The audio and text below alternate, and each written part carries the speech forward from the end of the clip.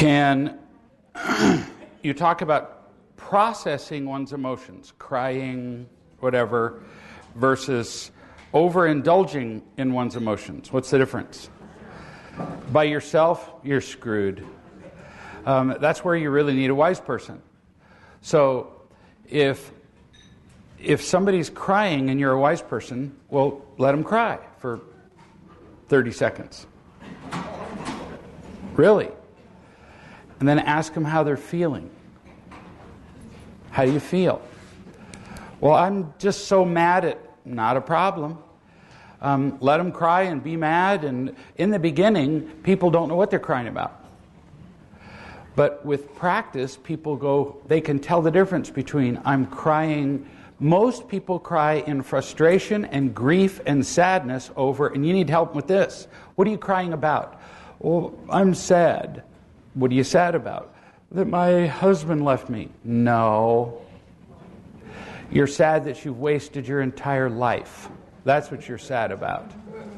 That's what those great big gouts of, I love that word, gouts of tears are about. I've blown a life.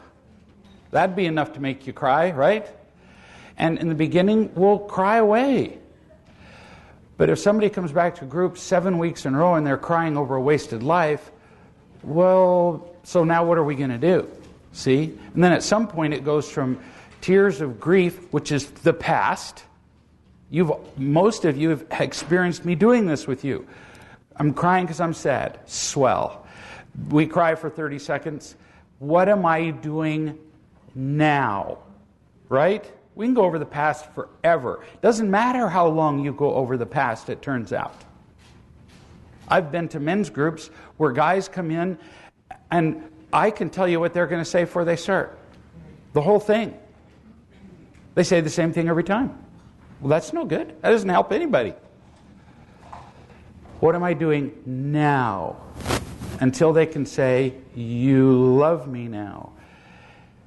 How does it feel that I love you? Well, I'm afraid that it won't. No, you're already gone.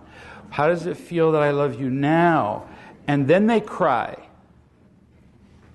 And you say, maybe not the first time. You'll figure it out as you go.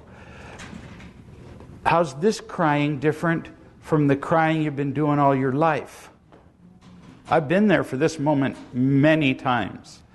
The crying I've been doing all my life is been hopeless. It's hopeless and painful. The crying that you're doing in the present actually has some pain in it too. They don't just leap out of the pain puddle and go, woohoo. But now there's some pain and hope. Relief. Hope, relief, that kind of feeling. And that brings up tears. See? But you need help doing it. By yourself, it's pretty confusing. Unless you've been doing this for a while and you can tell the difference, great. I'll be watching a movie and just bawling because, not because my own life is, I'm sad for them. Or I may be rejoicing for them. Or whatever.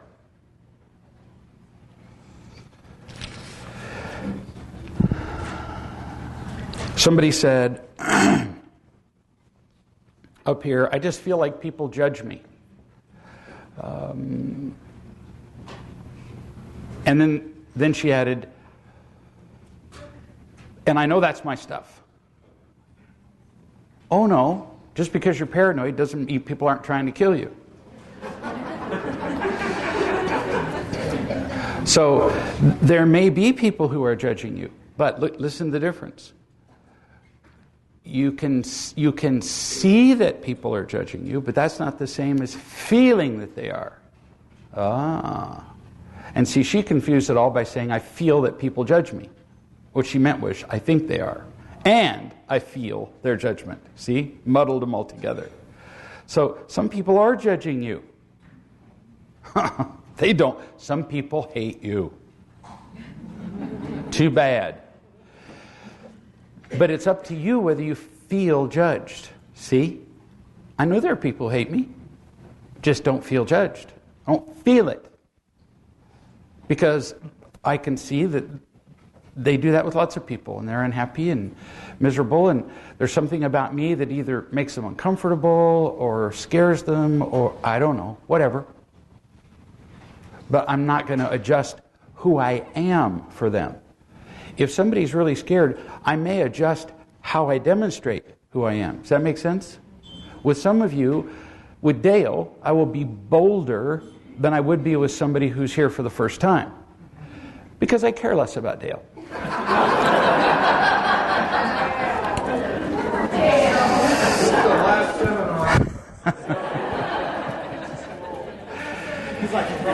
And see, with some people, you couldn't joke like that. It would just crush them. With Dale, I don't care. Now, somebody was up here, and I can't remember this. It says, I love you, but that has a meaning, and I told her at the time I'd forget what that meant. What did it mean? I was asking you. Oh, I remember now. She said, it bugs me that you can tell me that I love you, and if I got the question wrong, I don't care. But she's saying, but I do love you. So I can say that. Not really. So if we'll choose me, it doesn't have to be me, but a parent, parent person. I love you, you need my love. Let's assume that. You need it, right? You cannot say you love me unconditionally because you need me. There's a condition, see? Which is why children can't say to their parents, I love you unconditionally. They need them too much. Now, with experience, which you don't have enough of, and you don't yet either,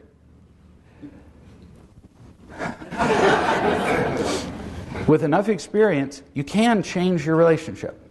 You can. So, like, occasionally one of my blood children will call and ask how I'm doing with my knees or whatever. And in that moment, that span of time, they're unconditionally caring about my happiness. But it's limited. It's like a limited time offer. And I'm thrilled for them. Do you understand? I do not need my children's love. But it shows where they are in their own maturity. And then as we grow up, all of us, we change our capacity to be loving.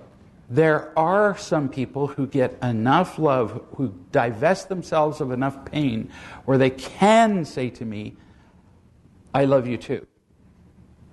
And I'm going, yeah, I believe that. Don't be in a hurry. We've been told we should be loving for so long that we're in way too big a hurry to be loving. Calm down.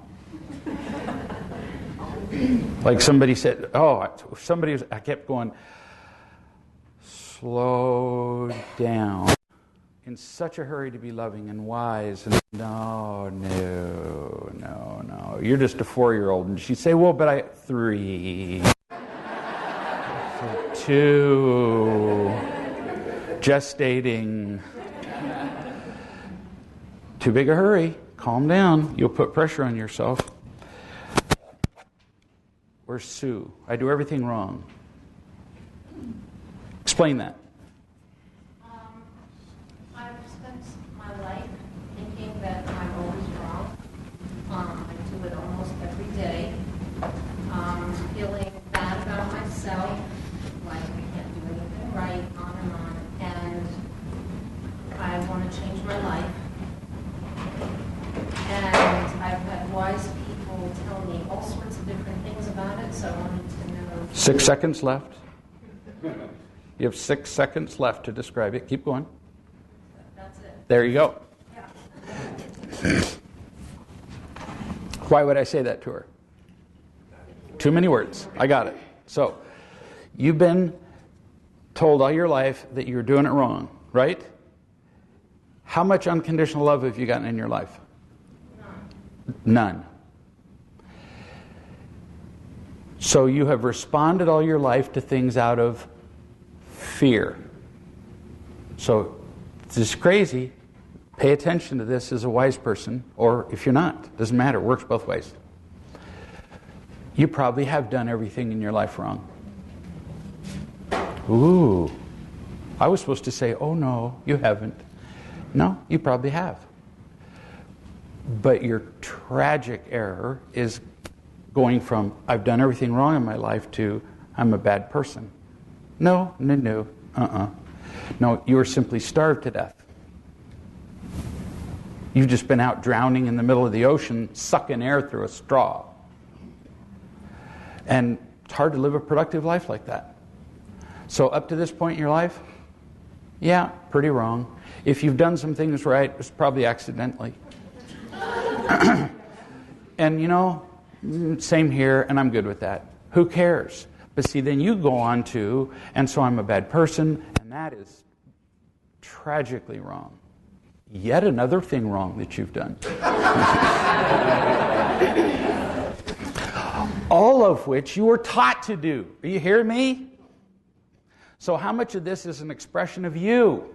0. You were taught it. You were taught you were bad. You were taught you were wrong. You were taught you were defective. You were not given the love that you needed in the first place so that you could ever do it right. So it was all done to you. What a drag. That's not you. So what do we do now? Now you get loved. You get rid of the fear. And bit by bit, you discover who you are. And as you discover that, you're going to discover there's not a thing wrong with that. You can write that down, no kidding. When you get rid of the shit, what's left over is just fine. No kidding. You just covered in shit. Melanie, more than most. I was just giving you a little vacation. Just Dale's going, why not? See, now he's going, why not me?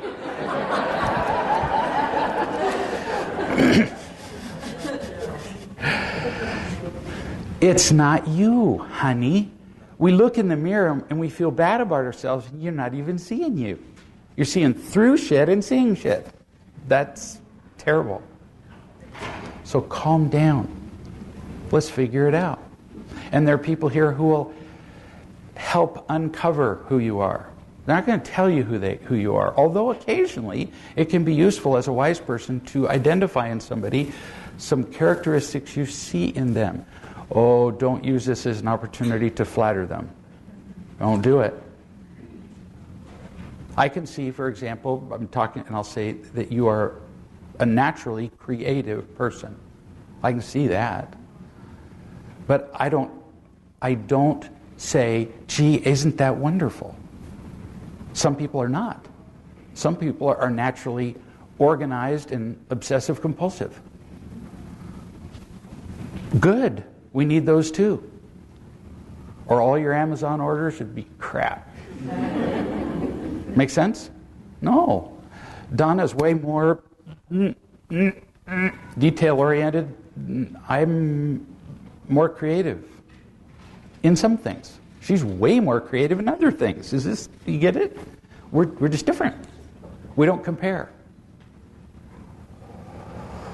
Sharon, dear? Can you expand a little bit? You know, what I hear, I know Sue really well, and I know what I hear in that is, I want it to change now. And so, can you expand on the idea that I want it now? I want this to change. I tricked Sue. So, preparing for this question, which I couldn't remember, there was a moment where I held you really soft but firmly and shushed your thinking. Do you remember? Yeah. And then I said, You asked me a question. I did ask you a question. What was the question? What about now? How do you feel now? Did you feel bad then? No. So the pearl you can give somebody who feels bad about themselves is to give them a single moment of not feeling bad. That's it, baby. You can't make them not feel bad tomorrow. Nothing about yesterday. But for a moment, however many seconds that lasted, you didn't feel bad. And yet, you had made all the mistakes that you've ever made. I know there's a lesson there. See? You need more of that. Then you need to trust that, because that was true. What you've been taught up to this point is a lie. Somebody said, it's like rewiring my whole brain. It's like rewiring your whole computer and reformatting your entire hard disk. Yeah, you're starting over. I'm not joking. Pretty much you can take everything you've ever done before and throw it away. Call it, as I just called it with her, wrong. Okay, I don't care what words you use. Unproductive, useless.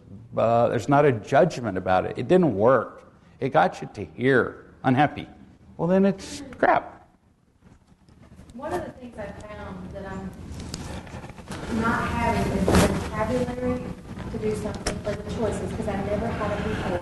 So like I came to you to teach me, because I really just have no idea how to say it or what to do with my boss and other situations. She said, up to this point, I've not had the vocabulary or the choices before. And so another thing you can do as a wise person is to put words to things that people can't. One of the reasons you were confused is you equated wrong with bad. Oh, no. Oh, well, now we can begin to break the entire cycle. One of the things I will often do as I'm talking to somebody is help them identify how they're feeling. How are you feeling? Okay. Talk some more about that. Okay. They're done. That's it. It's all they got. And so you have to help people formulate words. I'll bet easy half the people in this room I've done this with, where I've said, after me. Then you repeat what I say. I do not need you to say what I say. But I'm giving you words that you would not come up with by yourself. And then we'll see how they feel. Maybe they don't work for you. So, I feel vulnerable. And then you repeat that back to me. You're nodding. I feel safe. I feel protected. I feel treasured. That's usually a place where people go, oh, no. I can't go from bad to treasured in 5 minutes. So you just go with the words that you can say that you mean. Do you see? You help people with the words. Or like with her boss. She would go, I don't know how to express myself to me. Okay, I won't tell you what to do. I'll just give you words you wouldn't have. And you see if they work for you. If they don't work, we'll come up with some other words.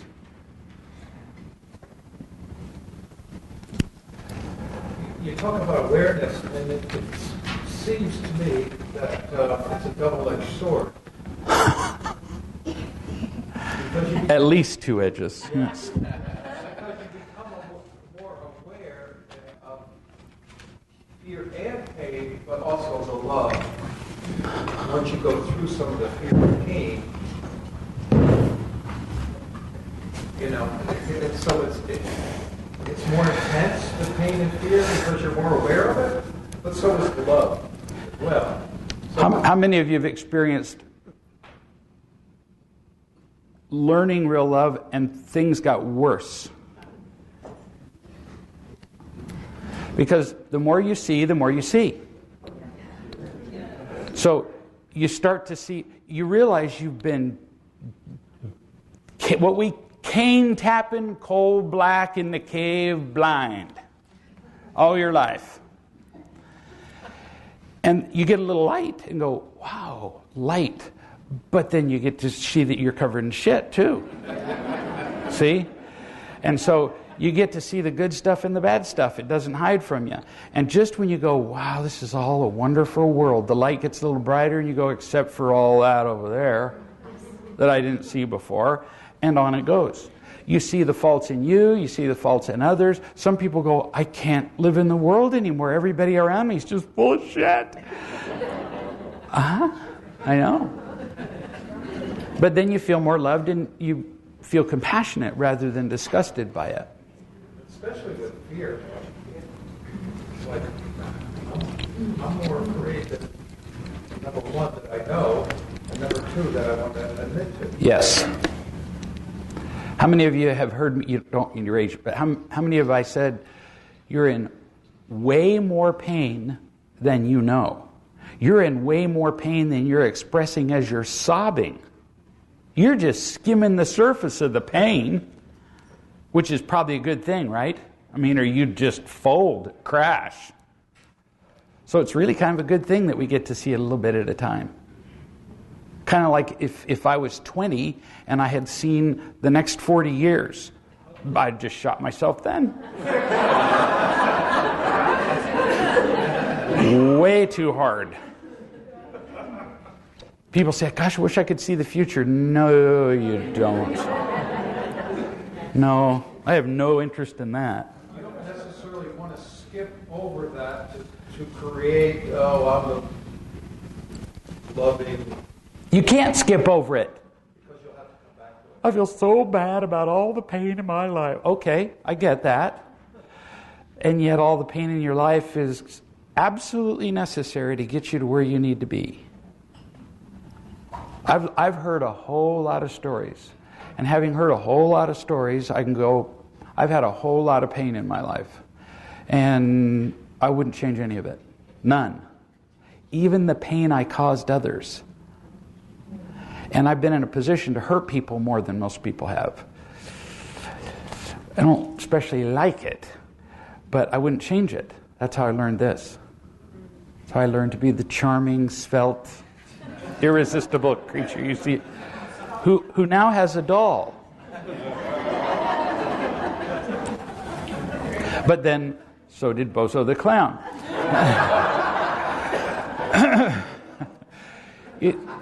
It's worth it, isn't it? It's just unavoidable. I was talking about the police officer a little bit ago. I was a police officer, a sergeant for 17 years, and one question I always asked is, why do you become one? And the most common answer is, because I want to help people, to protect and serve. Right? I realized I became one to control. And to feel better about myself. Well, controlling people is not a problem, really. Controlling people and not knowing you're doing it is a problem. Because if I control people and I see it, then I can choose what part of that I want to eliminate, what part would be necessary. You see, I can make a choice. If you're blind to a thing, which we tend to be because we don't like to see the truth, then you're just screwed. You just involuntarily do it like a machine. Tick-tock. You just react. Jacqueline? Since you're talking about me, As always. yeah, one of us, right? So I need that real-time correction, as Donna said. So you know how I normally say, if your partner's in the middle of doing something, don't correct them right then, because they're crazy anyway and they can't hear you, right? On the whole, that's the general guidance. But then there are people who are so into denial and controlling and having to be right, Jacqueline, that it wouldn't matter. Dale could write it, he could record it, and she would deny it. Will you Photoshop that picture of me screaming and stabbing you with knives? So I said to Dale, Jacqueline can't see what she's doing. Can't. Would you be willing in real time to go, the controlling thing we were talking about, you're doing it right now? Dale said, hell no.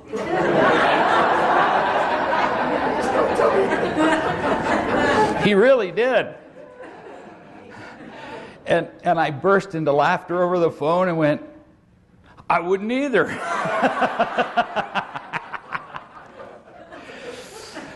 And so we waited. I don't remember how long, but we just waited until Dale said, okay.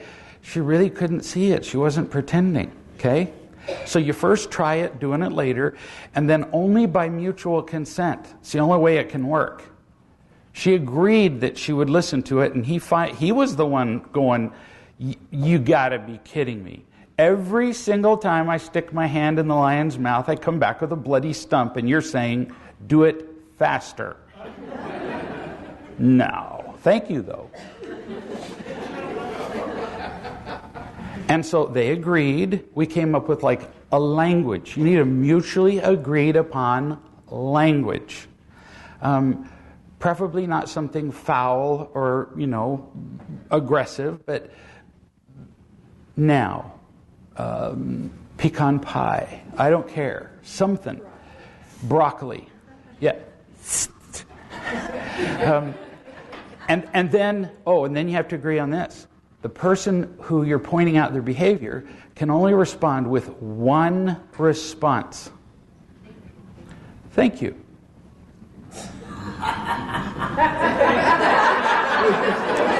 Tyrone is going, in a pig's eye. Is that going to...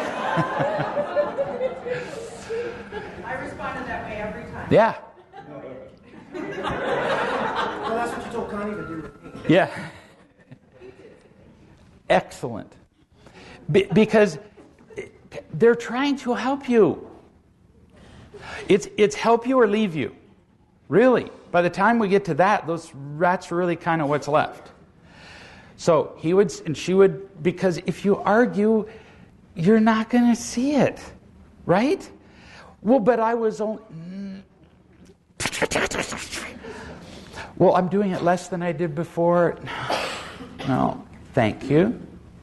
And he came back from Dallas. I was talking about something. He goes, "You'll need to discuss that with someone else." I went, "Oh, that's Greg talking."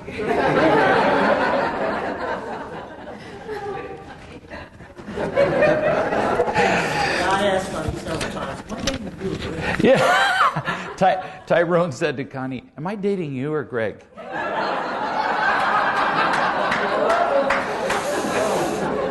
We use whatever weapons we have, don't we? Hey, Greg, let me just add on to that. Yeah. As I become more loving, her control, two things happen. She controls less, Yes. and it doesn't bother you as much. Yes. See, do you get the completion of the cycle? So we got a controller and a controlee. And you think, oh, well, bad, good, which is true. But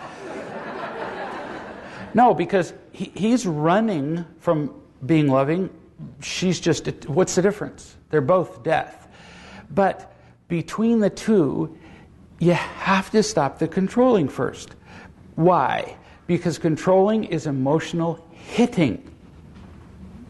So if you've got a man who is punching his wife in the face every day, you can't start by saying to her, "Now, honey, when he hits you, just hold more still." No, he's really got to stop hitting.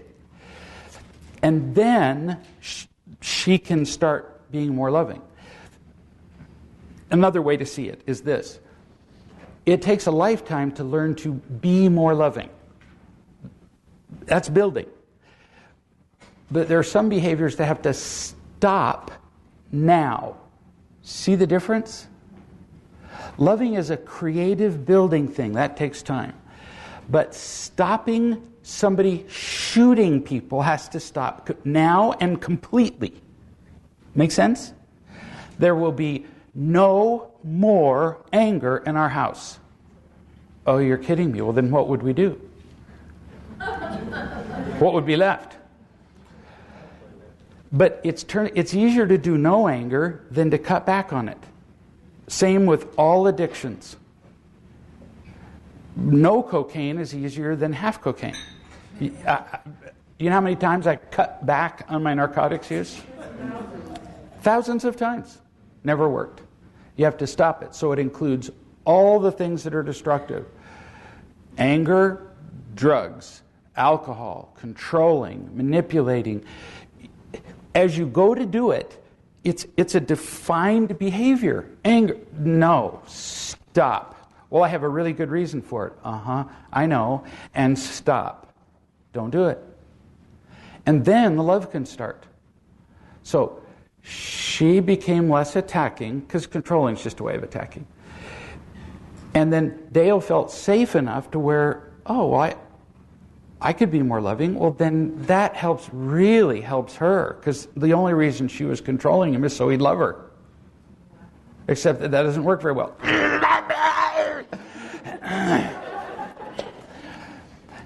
And then even when she did control, because I'm sure she still does it occasionally, now he's like,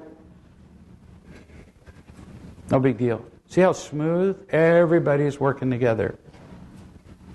But since we all do all the behaviors, I also noticed his life actually he became more controlled. That makes perfect sense. It's like the pendulum swings, so when you back up, it's like... Well, he now feels safe enough to do more things than he did before. Yeah. We actually all do all of them. We just have favorites. Ones that we kind of grew accustomed to as we grew older. But we do them all. I would have sworn I wasn't a victim. I do them all. We have an 8-year-old boy, super sweet, loving kid. So, these are just little clues. As soon as somebody feels obligated to tell you that their 8-year-old boy, see, as soon as I read 8-year-old boy, I've already gotten to super sweet, loving kid. Right? But now we have to state super, sweet, and loving. Damn. And smiles, probably. So there's a need here to convince me that this kid is good. For whose benefit? I don't know who wrote this. For the parents' benefit. So if you feel criticized, that's what I'm doing.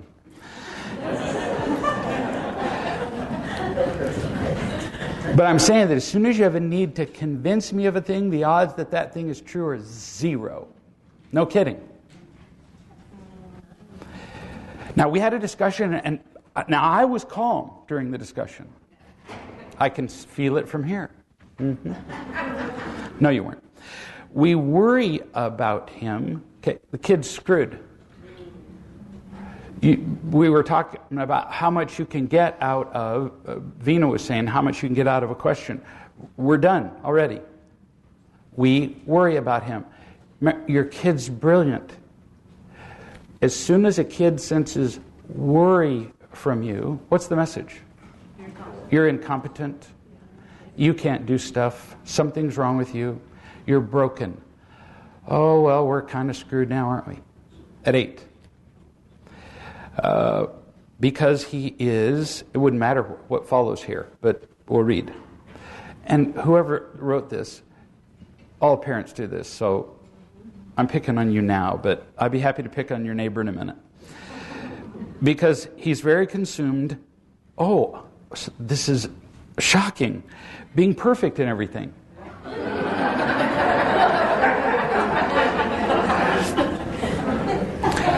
Because he hears that he's super sweet and loving. You see? The kid is screwed. This is what I mean by the death of compliments. Don't do it.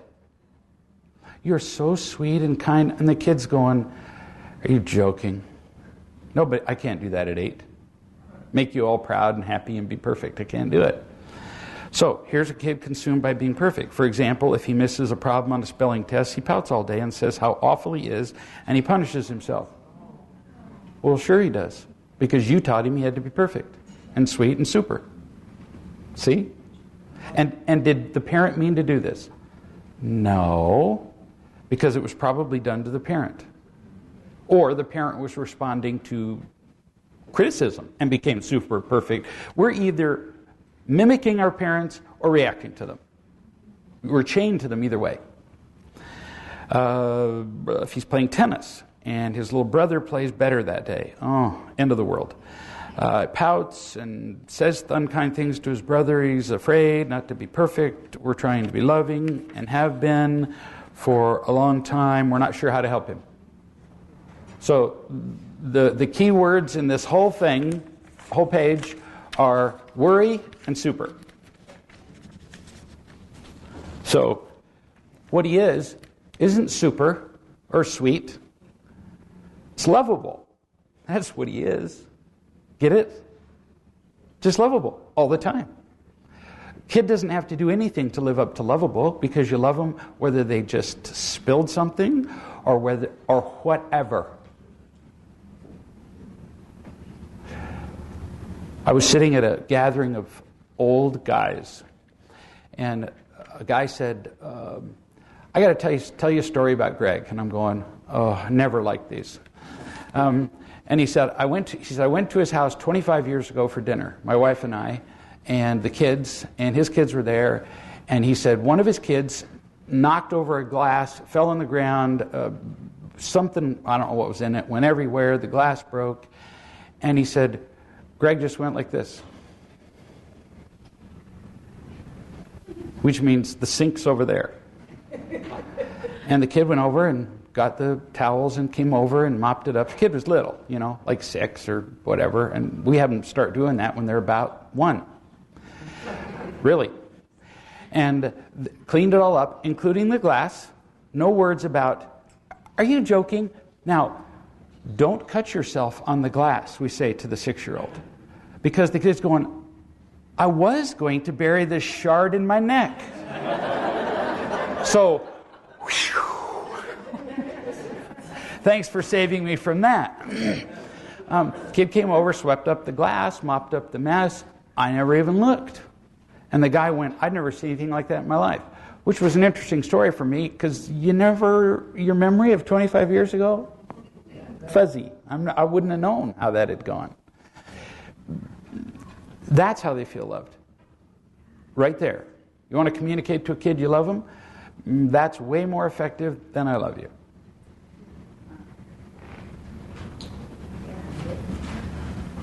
So my little grandchild, a few days ago, it gets up on something high. He's 2 years old, and he's going to jump down. And I'm going, because you can just see the 100 ways he's going to slip and smash his face on the ground. And his mother's just looking at him going, and I'm going, I was more concerned than she was. And he jumps and he just does fine. And she just doesn't say, stop it, be careful, don't. She just doesn't do it, short of playing in the street. That's how you communicate. So, with this kid, the 8-year-old kid. So we've already screwed the kid up. So what do we do now? So, it turns out the kids are also born with genetic tendencies to things. One of my grandchildren was born OC, born. This kid is 9 months old, and he's putting his toys always in groups of odd numbers. He doesn't know what a number is. What is OC? Obsessive compulsive. Oh, that's right.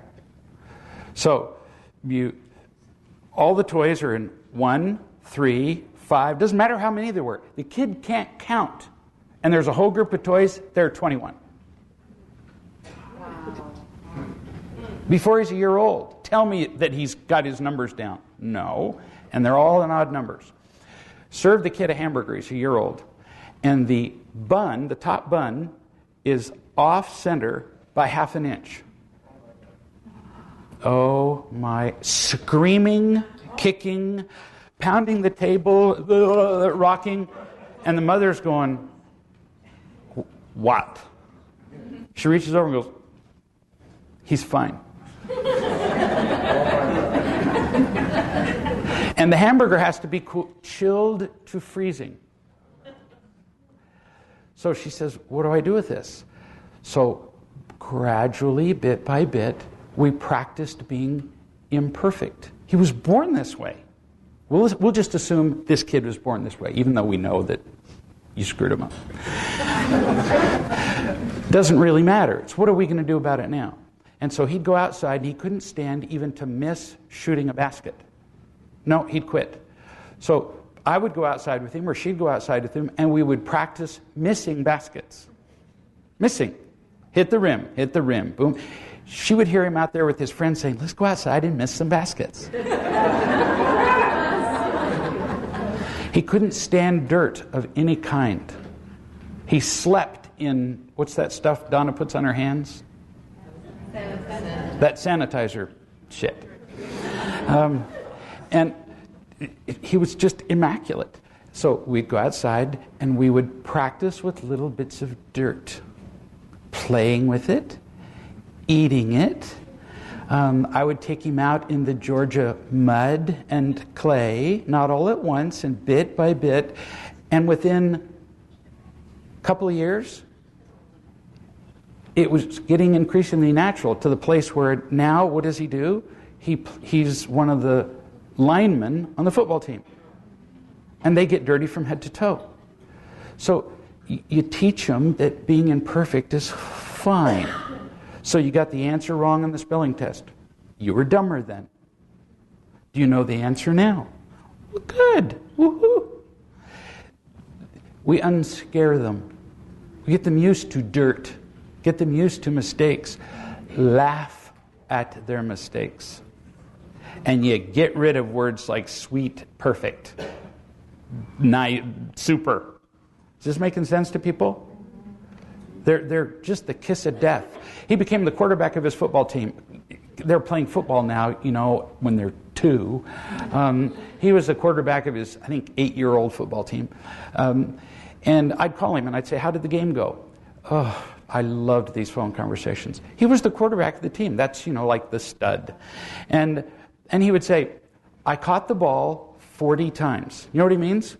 When he wasn't on offense, he'd be on the sidelines, throwing the ball up in the air and counting how many times he could catch it in a row. And I'd say, well, was that fun? He'd say, my best yet. Later, his mother says to me, he won the game. He didn't care. This kid is amazing. Nothing bothers this kid. Nothing. Same one that this Christmas we had with us for a while, and he went onto an elevator where there was an elderly woman from New York, and so he was sitting on the elevator with her for a little while, and the woman said to him, "Did you say hello?" And Brad said, "No, I didn't." He said, "No." She said, "Did you say anything?" And Brad said, "No, I didn't say anything."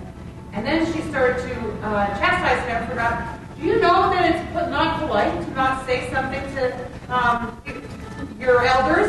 And he was luckily in an elevator with the door shut button actually worked. And so she was saying that as she stepped off, he just pushed the door shut button. And then came over and told us a story of, this knucklehead he wasn't bothered by it at all. He has no OC tendencies now. None. Wow. He's just all boy, and he is so likable, and he can rough it up or sweeten it up, anything he chooses to do. So he's called fearless. That's his nickname, fear amongst us. We don't want him to feel like he should be fearless. He has no fears at all. I go out and work with him in the yard, and I work hard in the yard. And when he was 10, we went out and we worked all day long. And lifting bags of dirt, and normally kids are whining, when do I get to go in? He worked 8 hours with me out in the Georgia sun. And we're on our way back in, and I just smacked him on the back and I said, nice job. And he said, you too.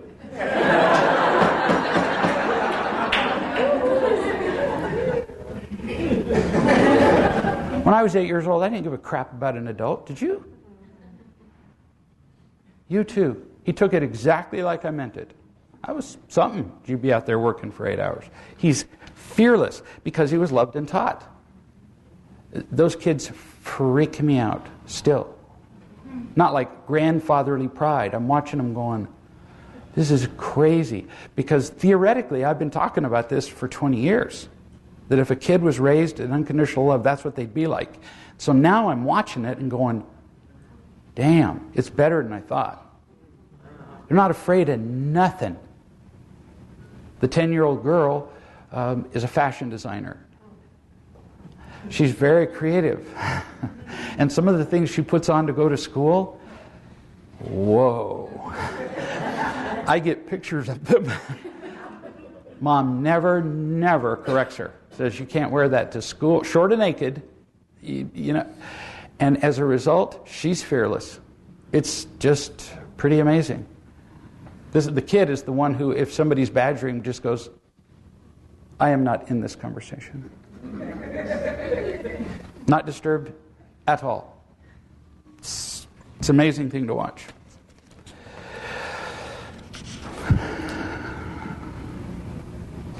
When I stopped being my mother and started being a loving person, my children's, especially my son's relationship with me, greatly improved. Turns out that anytime you try to be somebody else, you usually suck at it. I did what you said. Just keep loving them. And now I hear from my kids a couple of times a week, compared to before, which was none. Anybody here wish that they could hear more from their kids? Right. And that's actually a mistake. I didn't mean to trick you. But people say, I wish my daughter would. Well, that's your problem. Because each time you see your daughter, each time you communicate with your daughter, that's what you communicate. I wish you would. No. I had one boy who went 7 years not speaking to me. Well, he would every once in a while. He'd be abusive. And then one who went 5 years without speaking at all. Nope. You just love them and love them and love. There's no teaching in there, did you notice? No.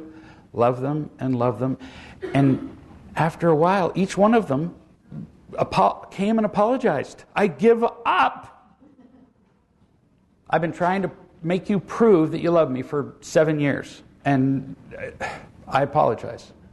I don't need you to apologize, but I'm happy to see that you're feeling loved. One kid said, I'm sorry I took so long. What do I have better to do than love my son? Really?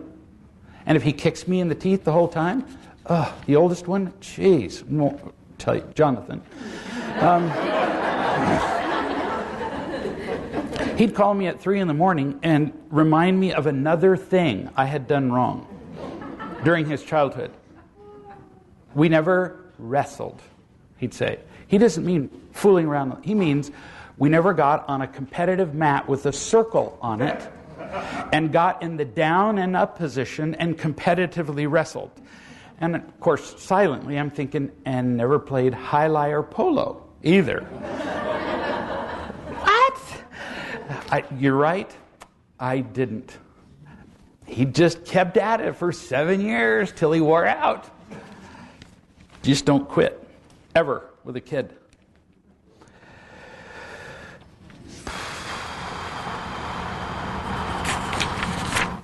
You can interrupt me anytime you want. I really struggle with my family. We're done. Kill them. Particularly a sibling or a niece who are unable to love me. How do you get past that? There's nothing after can't. Really. Everybody wants a complicated answer. So you've known your sister for how long? For 43 years. I did this with my sister. My father sent out a letter. He's just incredible. He's almost 90. But when he was about like 82 or so, he sent out a letter to all the kids and announced that now that he was 82, that he was going to focus more on himself.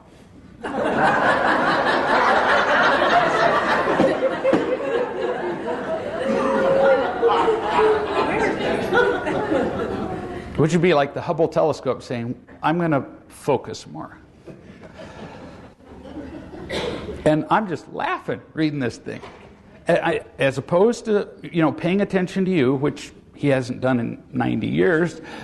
He's got to pay attention to himself because he's getting older. My sister calls me and she's bawling. Well, this is just so upsetting. I said, I don't want to ruin this precious moment for you, but in the however many 50-something years you've been alive, has Dad ever paid attention to you? No. Well, then, this would be not different. How could this surprise you? Same with this one. They've made it pretty clear for a lifetime they don't know how to love you. Well, so pay attention to the answer. They can't. They let it go. The only thing that's going to change in your family is you, because now you know what this is. So when I first started learning real love, our family had perfect harmony. Perfect. Because nobody spoke to anybody. My parents didn't speak to each other. They didn't speak to any of the kids. None of the kids spoke to each other. Silent spring. And then I began to love them. And bit by bit, people started speaking to each other. And wow, it's really pretty good overall. My sister still has a problem with my dad, but the only person you can change is you. And if it has an influence on other people, well, ain't that grand? And if it doesn't, it's still grand, because you're different. See? You win. You always win loving. Always. Well, what if people take advantage of you? You still win. I'd rather be lied to, cheated, and taken advantage of than be afraid and protect myself. What about you? So, periodically, people swindle me and lie to me and cheat me and, yeah, whatever. I don't mind.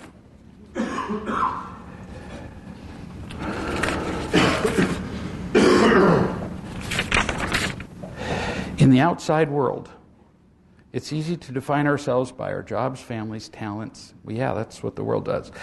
In order to now, after we drop the shit, we talked about that.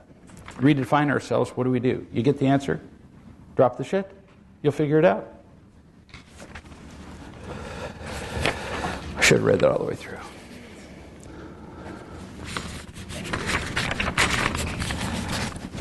Do you feel, which really means do you think, that a person is qualified to be a host of a real love meeting? I can answer your question already. None of my business. But I'll answer your question anyway. Because it's not my group. When they're still drowning in their own fear and victimhood, and they want to be seen and acknowledged. Well, if you required that people be free of their fear and victimhood before they hosted a real love group, who would host them?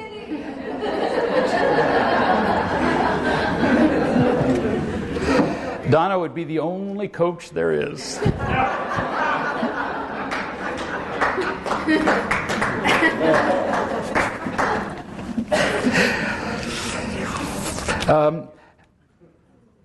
So what if a host completely... Host doesn't mean boss.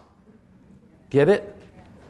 It just facilitates, sort of make the group happen. So what if a host just absolutely screws it up? Somebody asks a question, the host answers another question from another planet. What do? Wait till they're done, and then answer their question. Like the host had not spoken, as though they had passed gas. You don't need to correct them. Just answer it. You're just contributing, and it will either help the person who spoke or it won't. Do you see? Easy. You always get to speak. How much time is allowed for a person to tell their truth, to be seen at a group meeting when they're drowning in their own victimhood, when they're you can tell that there's a little emotional investment here, when there are more than 10 other people in the group that want to be seen and heard like me. And if you wrote this, I'm just mocking you. So if it's somebody's very first, because this is one of the more common mistakes made by facilitators.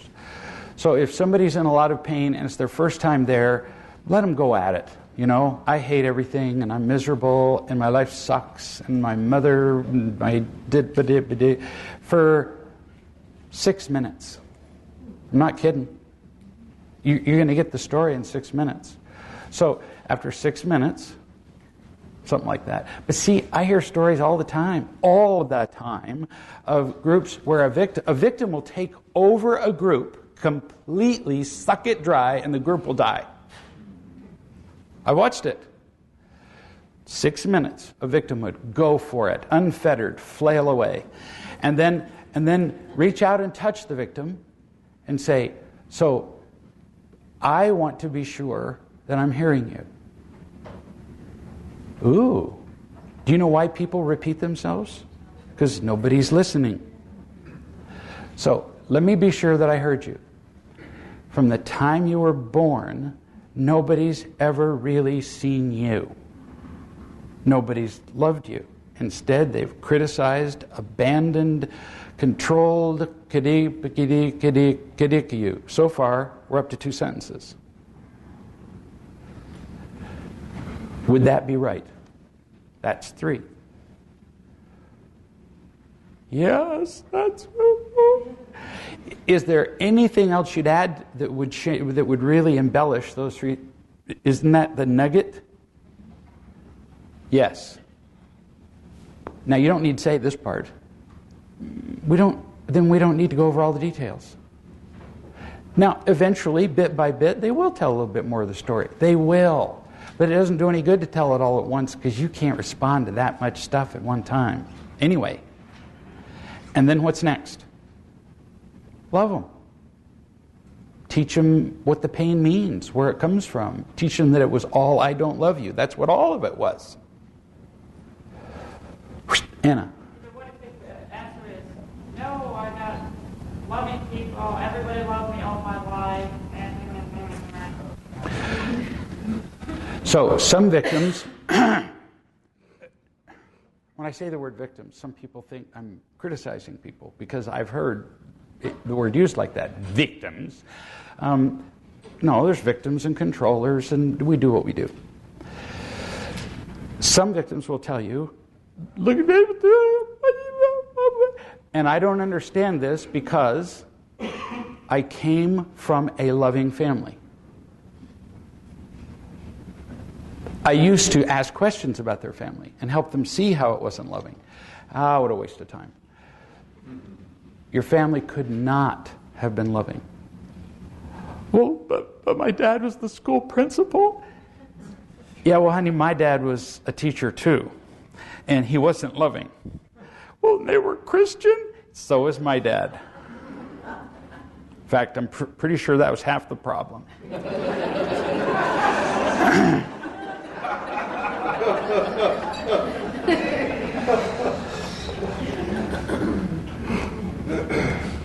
I know that they weren't loving because I'm looking at you. I'm looking at what came out of the back end of the cow, so it's inescapable. It's not a criticism. Well, but my parents are good people. Yeah, didn't say that they weren't. We're not criticizing them. I'm just looking at the product. You couldn't have been loved. It's just not possible. So forget your parents for now. We'll get to them later. Let's stick with now. How's that? Forget your past even. Right now you're not happy. Dump it. Right now you're miserable. Do you feel loved now? No. Which is why you're bawling and hate your life. There. See? If people are slippery with you, because they'll do that. They'll defend their past or their way. Now. That's a very useful use of it. So let's deal with now then. What do you believe about yourself now? Well, I'm a really good person. No, you don't believe that. That's why you hate everything. You can deal with now. Does that help? Don't argue with people. It's not worth it.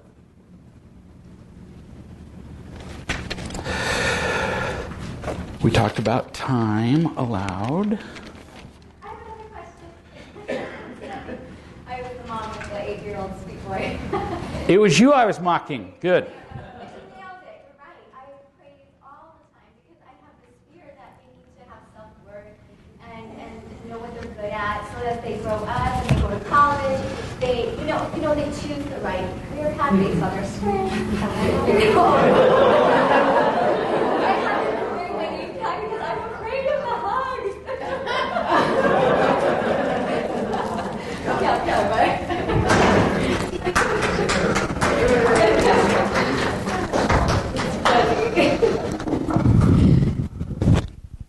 Get a really giggly person because that's really like comfortable for me.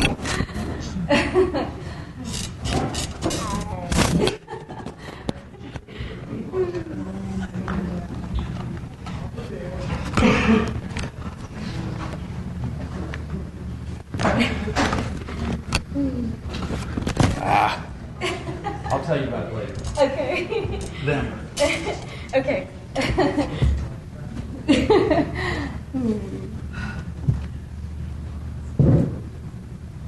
Move your feet.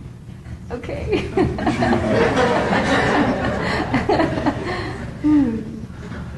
So just relax for a second. Okay. I've been watching her smile for 2 days. I've been watching her avoid me for 2 days. Yeah, that's true.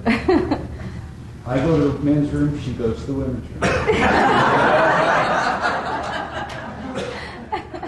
know her game. That's funny.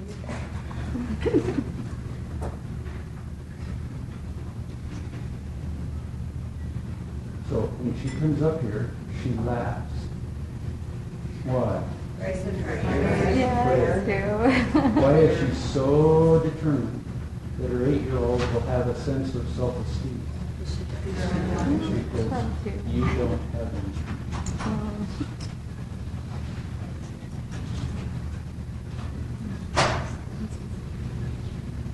Yeah, it's probably a little bit true.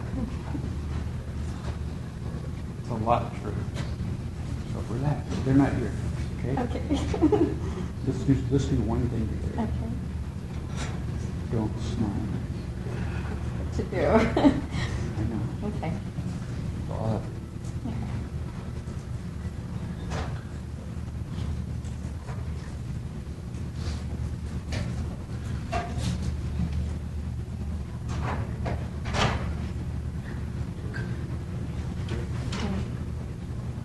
No.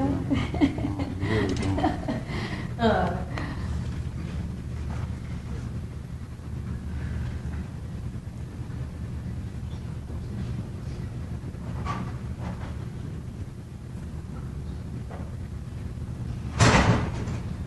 I kind of like this. Uh-huh. But not all the time.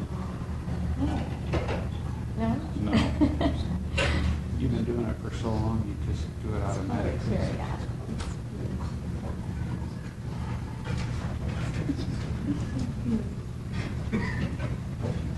Greta?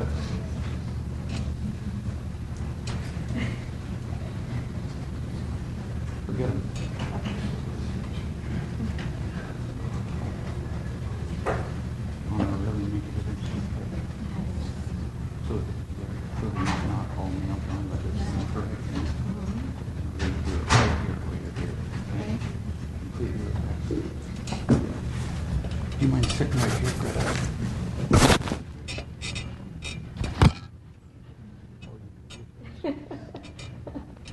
You just hold. You just.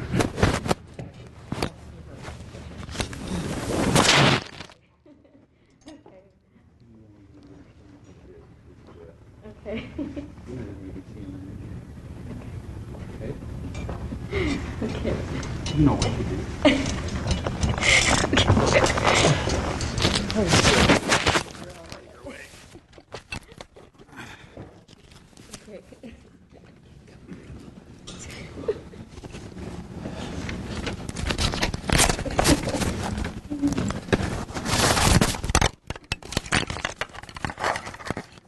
What a mess.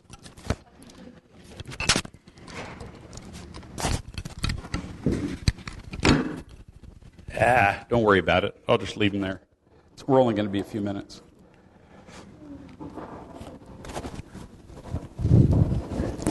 So, this is what you were talking about, Anna. She's uncomfortable in her own skin. She's just crawling out of it. And I don't remember the word that I read, but she said we're, what was it, concerned? Worried. Yeah, it's a big ball of worry, which she was taught. She was taught to worry. She was taught to worry first about her. And so she walks around worrying about her. She said, well, but I like to smile. Yeah, and you don't have the first clue how much of the smiling you do is natural and how much of it is to look good for people because you were the cute, good little girl. None. You don't know. So once she realized that she was doomed to sit in Greta's lap, which is understandably horrifying, but then she realized it was way better than sitting in mine. She said, oh, I don't know if I'm comfortable with that. Poof. See how it's all consistent? Just being genuine and loved, whoa, uncomfortable. So I'm not above deceit and guilt. So is your 8-year-old worth doing this? I should be just ashamed, but I'm not.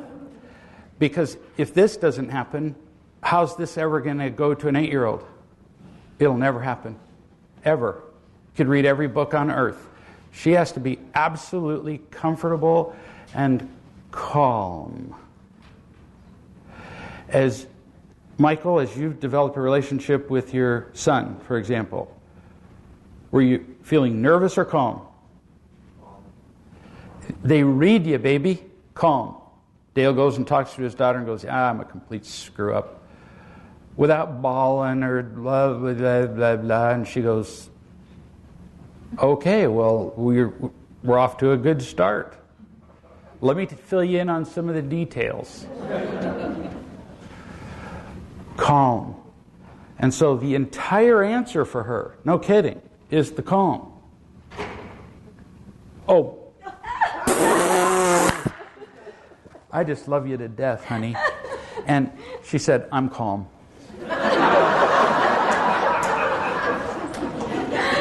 Relax. Okay. Is her arm all the way behind you? Let me do this again. Okay. Sweetums, Okay. I'm not kidding. This is it. It matters.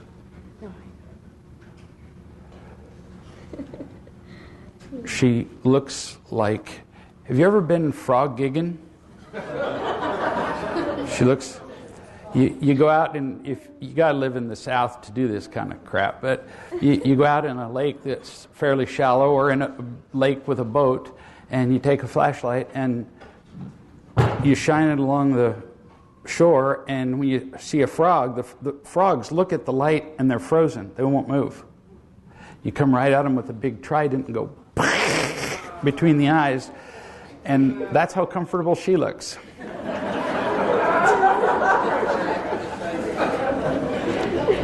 Now, she's not going to get calm right now. I got it. I'm not going to be kissing Tyrone's neck anytime soon.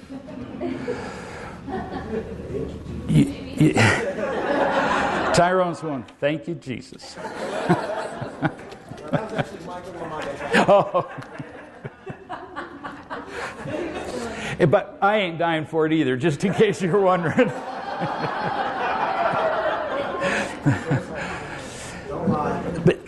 So this takes time, trusting, and practice. Mostly trusting. You're way, way more afraid than you know. Okay? That's not a criticism, sweetie. Thank you for coming up here. You can now go back home. Here.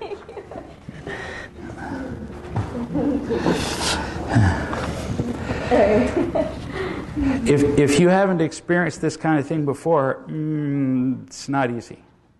And if you haven't done it before 100 people, it's even harder. So what you just did, honey, very brave. Are you related in any way to the guy next to you? What? You I want to kiss. So sometime before you leave, both of you, I just want to talk to you. That's all. Relax. It's nothing. Hardly ever hurts. 20% survive. Any questions about what you just saw, learned, heard? That's no joke. That's really deep pain. But would you know it? When you saw her, she's flawless looking. Flawless. She's 80% as cute as me. It's pretty good. You wouldn't know. We hide our pain in different ways. Some people go down to the basement and play video games. Some people look great. And it kind of depends on what your talent is. She's pretty. She knows how to smile. She was rewarded for smiling. And so she went that way. That's why I became a model early in life. I just went a different way. I couldn't make it doing that way. In our household, smiling, my dad would go, "What the hell are you smiling about? Get over here." So you weren't rewarded for smiling. You got slapped for smiling. So there was no smiling in our house. You'd see Dad and go. And he'd go, "It's good. All is well." That's great.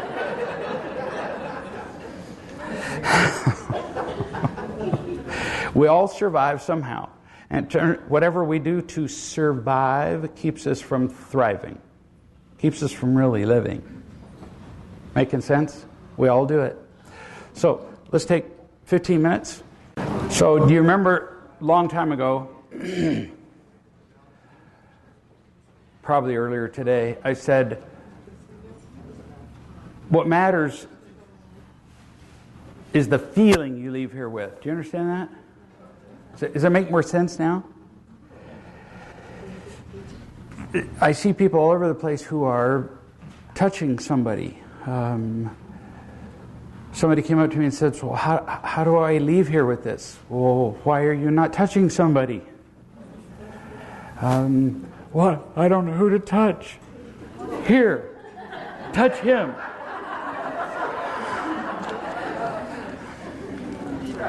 "But he's a pedophile." "I don't care. You're not a child."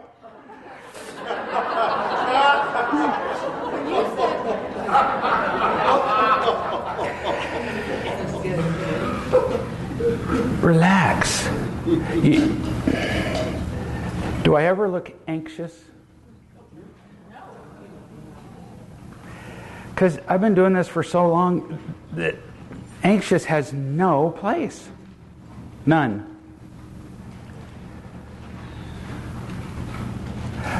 One lady said, "Well, I've been calling some wise people, but the last few times I've been calling my wise people, they try to fix me." Well, you should do this, you should. It's very tempting to do. It really is. When somebody's in a head screaming panic, you just want to go, so, okay, now, and fix them, and now you need to do these steps, and yeah, I get it. And sometimes all you need to do is, I've done this on the phone, just hang on.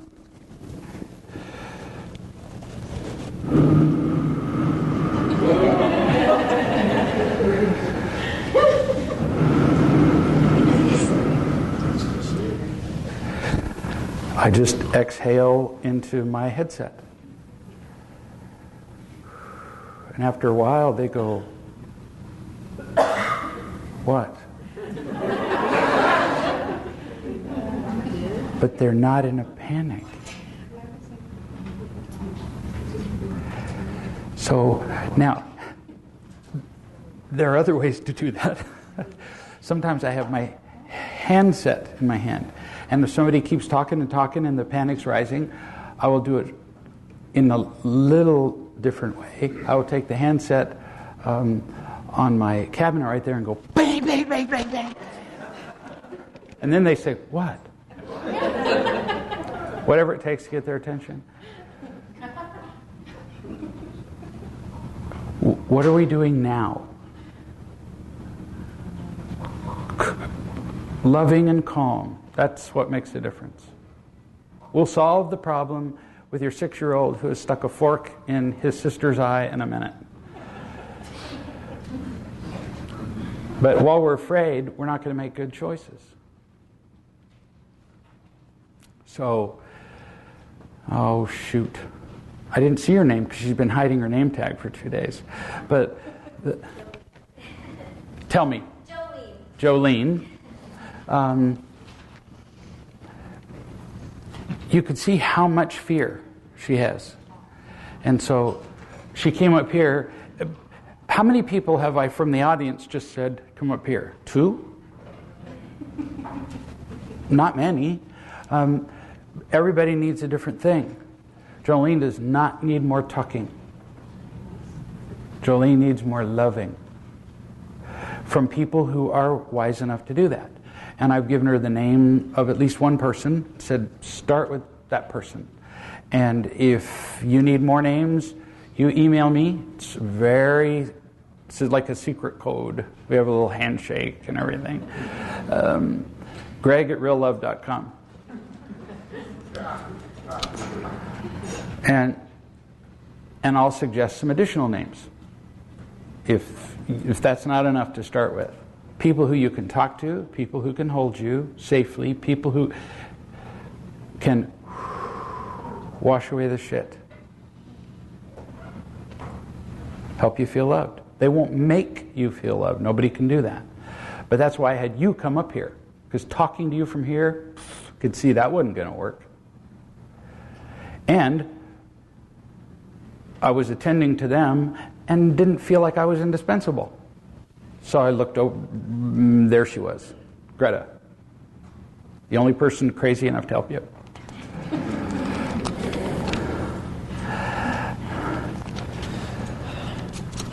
And as a result, her fear is decreased by a lot.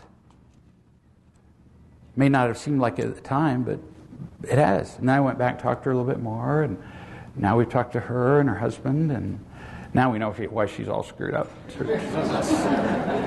It's him.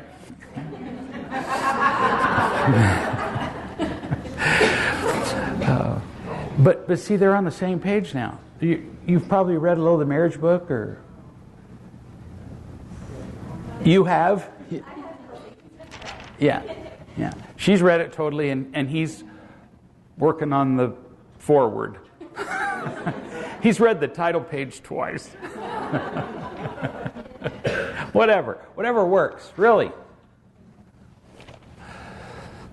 And they're going to do better. We'll see. It's trusting. That's what it does. That's what makes the difference. And as you two feel calmer, more loved, really loved, more loving. Oh man! So they have a 15-year-old girl, which is really kind of the end of the world. And an 8-year-old boy and a little 3-year-old or 6-year-old. Yeah. What a difference they're going to make with those kids. See?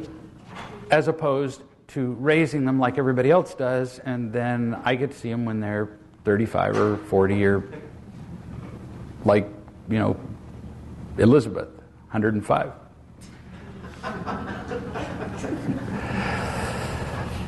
Way easier when we're young.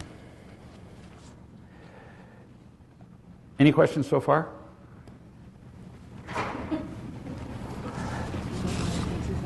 Here's a scientist. This is a scientific, I don't know, what would you call it? It's not really a theorem. It's not really an axiom because it's not self-evident. It doesn't matter. Who cares? In a closed system, when one part of it changes, by definition, the system changes. Right? You have 5 billiard balls on the table and you throw on an extra one, the system has changed. And the same is true in a family.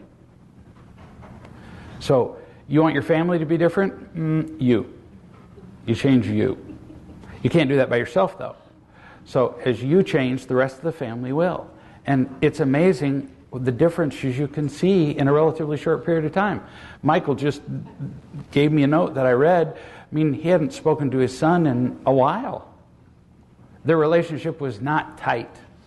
And now they're speaking regularly because Michael changed.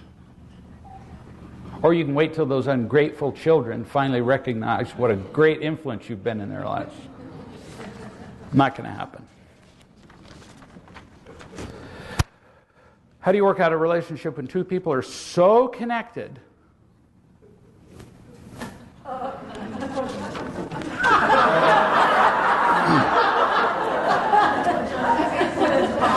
if you're so connected, what's the question?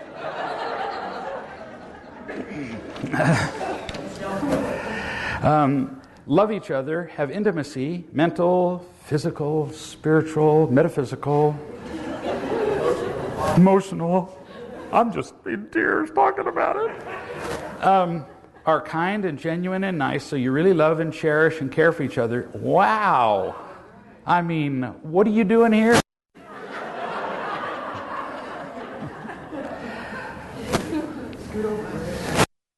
What am I doing up here, right? You have huge lifestyle differences that cause disappointment.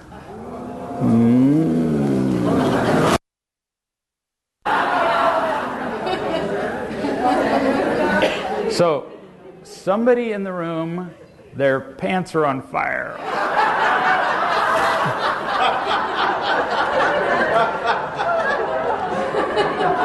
I'm just saying.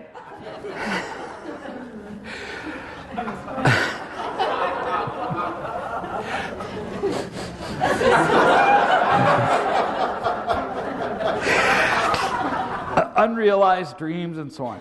Me, I don't want to travel with others, for example. Me, neat and clean, partner slob. Me, loves music and TV, partner loves quiet. Me, loves travel. I'm noticing that the me, well, never mind. Me loves travel, hates travel, partner. Work, make lots of money, floats everything. Okay, I got it. Could care less about dollars and stuff. Okay with living in a tent. The bad one.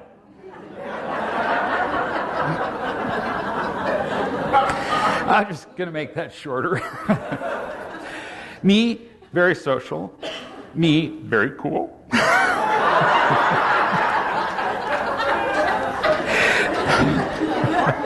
Partner, not cool.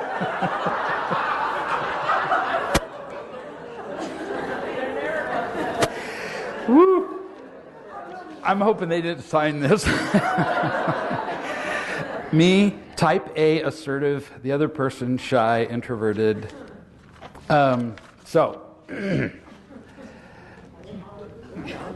Donna and I couldn't be a whole lot more different. Really. If there were two people on Earth left and we were on Match.com, we wouldn't see each other.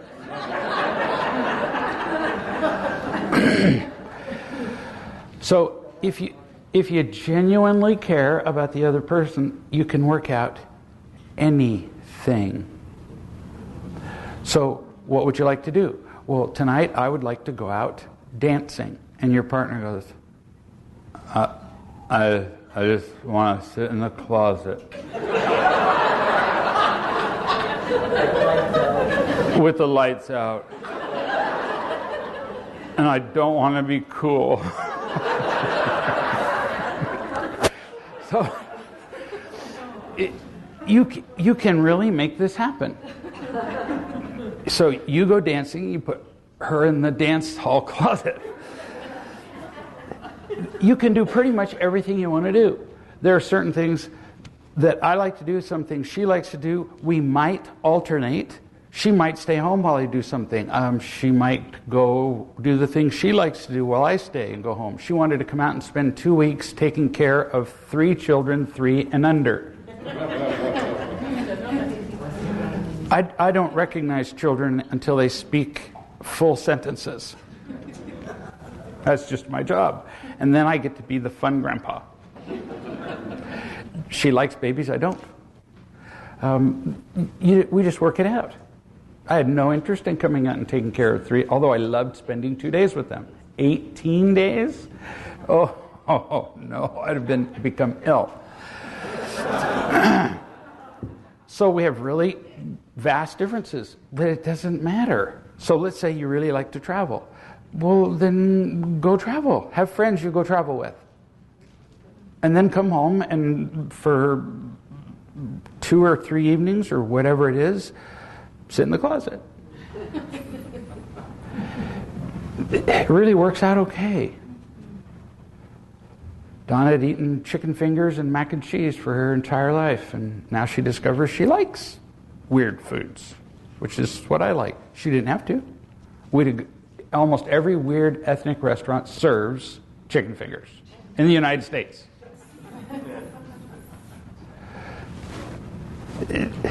All of these things that seem to matter. Now, let's say you don't make money. That your partner makes no money and you're not making enough. Well, then we have to have a conversation about that, right? What are we going to do? Are we going to live on a lot less? Or are you willing to work? So you talk out some things that matter, but all these things, love music. Well, I like to watch movies more than Donna does. I have to watch one a day. It's a compulsion. And it relaxes me. And sometimes she likes the movie, sometimes she doesn't. Sometimes she comes in the room while I'm in the middle of a movie, and she does this. She walks to the opening of the door and just goes, which means, I really hate this movie. I know that pause. She goes and she pauses, and I go, what would you like to watch? And we switch it to something else. I don't have to finish that movie then. So we watch what you adjust. How do you run a ball from the end zone after a punt to the other end zone? How do you do that? You adapt as you go, don't you? There isn't a line that you follow, and you adapt as you go. According to field conditions, the blockers, all that stuff. But there isn't a single thing here that would make a relationship impossible. Donna likes to go to Walmart. She enjoys it. I think I got to go to Walmart. I've never had that feeling.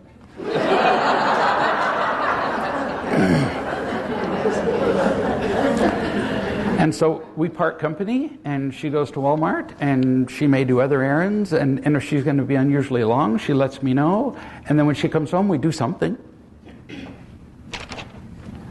You can work it out. Does anybody have any questions about any of these specific things, how you couldn't work it out? Because if 2 people care about each other, I haven't seen where you couldn't do it. You don't get a lot more different than Donna and I. Completely different educational backgrounds, cultural backgrounds, religious backgrounds. I spoke English. She spoke Canadian. She came down to Georgia, and I had to go with her to the store for 3 weeks, everywhere she went, because the clerk would speak to her in Southern, and then I'd say, so what's she saying? Really did. I can almost speak Welsh. She what? She asked me yesterday if I was wearing a toque. Yeah, the Canadians have their own whacked words. They when they come home from the store, they may take their bags. Bag, that's a bag. To the garage. And then they put the leftover food in the, I'm not kidding, garburator. That's not a word. I said that is not a word. I looked it up in the dictionary. It is not a word. I don't care. She said, that's the American dictionary. Yeah, see, there aren't enough Canadians to have a dictionary.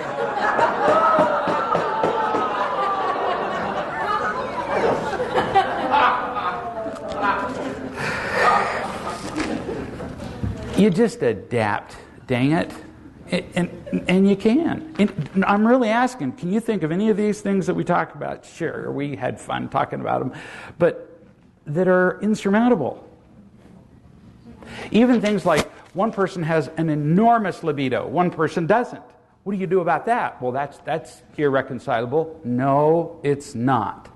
So it turns out one person doesn't particularly enjoy sex, but they'd be willing to provide it in some ways under conditions where they wouldn't really particularly get anything out of it. But they would be willing to provide sexual excitement for their partner. Do you see what I'm saying?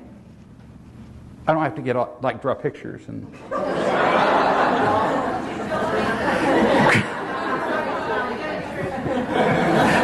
There's a special video presentation for members.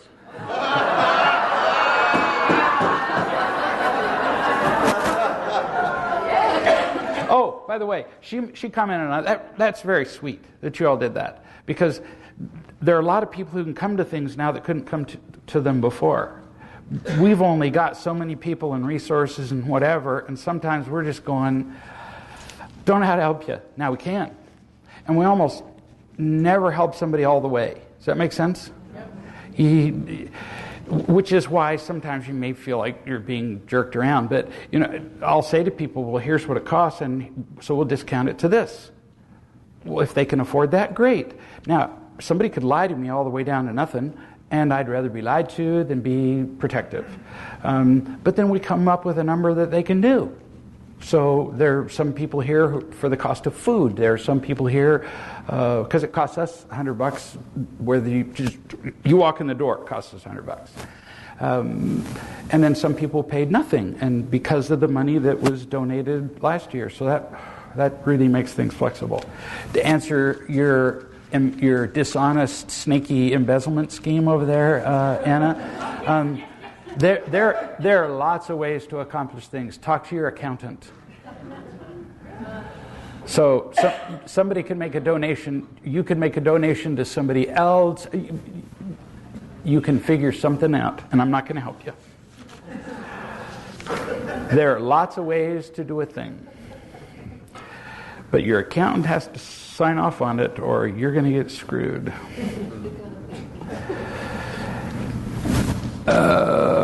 Any questions about that one? Yes, dear. I'm thinking about like a person that came with me to this conference. Her husband won't travel with her. He doesn't like the things she does, so she wants to leave him. Is that because they don't have love, or she doesn't care about him? Or? It's because there's not love. But she could love him. I mean, and choose. Yes. Yeah. So he doesn't like the things that she likes. When I go out in the yard and move 4,000-pound boulders and just love doing it all day, and I come in just beat to a pulp, I create work for Donna. She doesn't like the moving the boulders, and she doesn't like cleaning up after me so much afterward. And yet, when I get in the house, she brings cold water out to me while I'm doing the work that she doesn't like. She doesn't like being out in 90-degree Georgia weather, washes my clothes, tucks me into the armchair upstairs when I'm exhausted, feeds me electrolytes all day long, and yet has absolutely no interest in the thing that I'm doing. None. But what does she have in it? Me. So I don't care. I have zero interest. She'll come back from the dollar store with a car full of shit. And, stuff for the grandkids, for summer and being in the lake, and so on. And I'm absolutely fascinated by every little thing that she unpacks from the car, because I'm interested in her. Whereas, I think I was in the dollar store once to get her. No interest in that stuff. But I care about her. That's the point.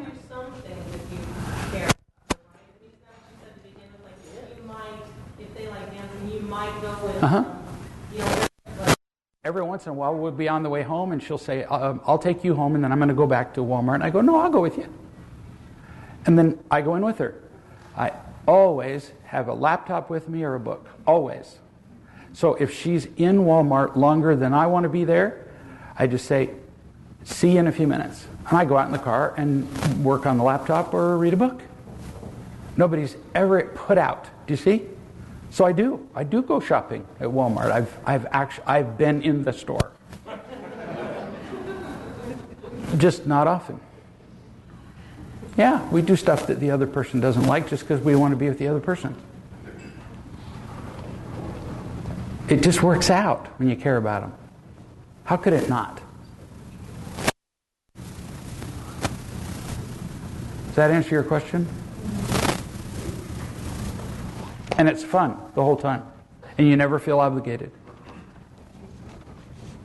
Imagine that.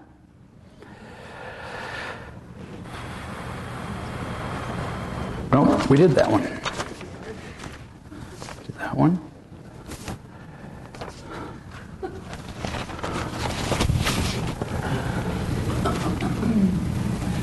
I'm out of questions. I got 24 pages of stuff to go through here. I was going to ask you about that.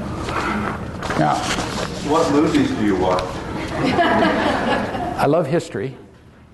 Love historical novels because it depicts people as they really behave.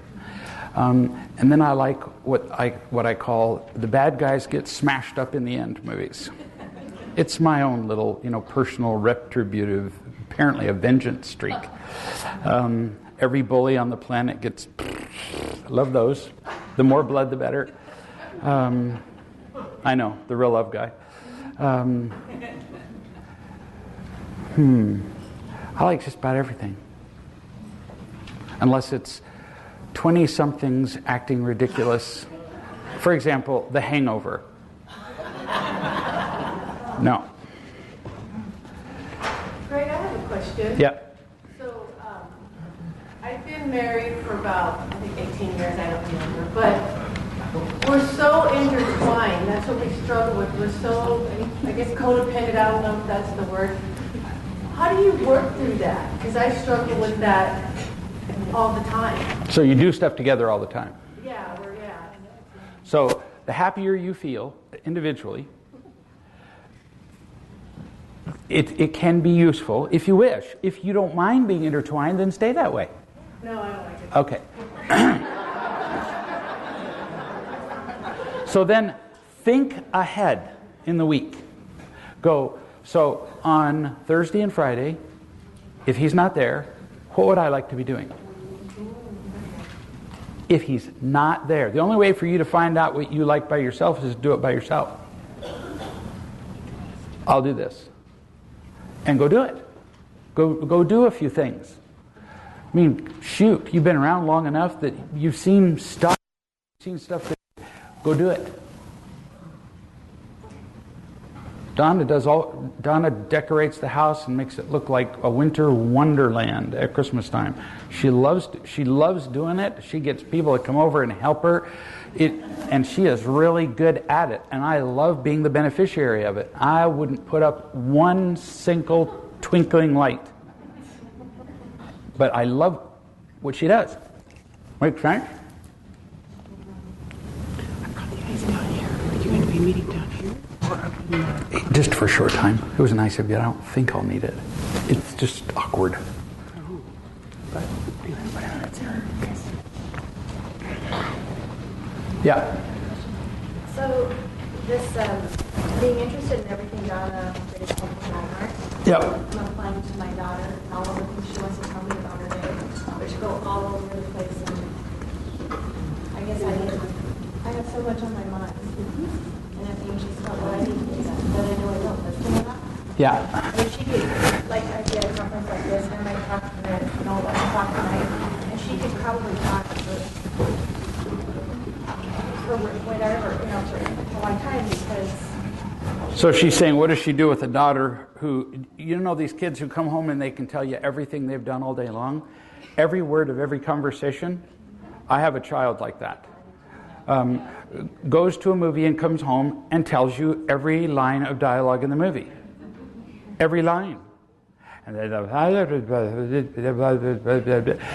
so he did this one day, and when he got done an hour later, my other son, who had been in the room reading, said, "Does any of that interest you?" I said, "None." "You look fascinated." "Oh, I'm interested in him." I decided ahead of time how much time I had for him. I had an hour. He made it by 2 minutes. If somebody gets to the limit of my time, then I say, hang on to that because I want to hear the rest of that. Get out a piece of paper, in fact, right where you left off. I'll come find you. But now I need to go blank. Pretty much everybody here has heard me do that. In a conversation, when I'm done, I'm done. I will never tell you why. There may be another call, there may be a whatever. I may have diarrhea. I'm not going to tell you. I'm just going to say, well. See, what I think is she's willing to give. I've done such a bad job as a parent that nope. She says, I've done such a bad job as a parent that I should, or owe, or no. You don't make up for the screw-ups you've done. Dale didn't say to his daughter, okay, now I've screwed up and so I'm going to make up for all my mistake. No, you just screwed up. And we start now. See? I have a daughter like that, and I tell her I have 10 minutes. Yes.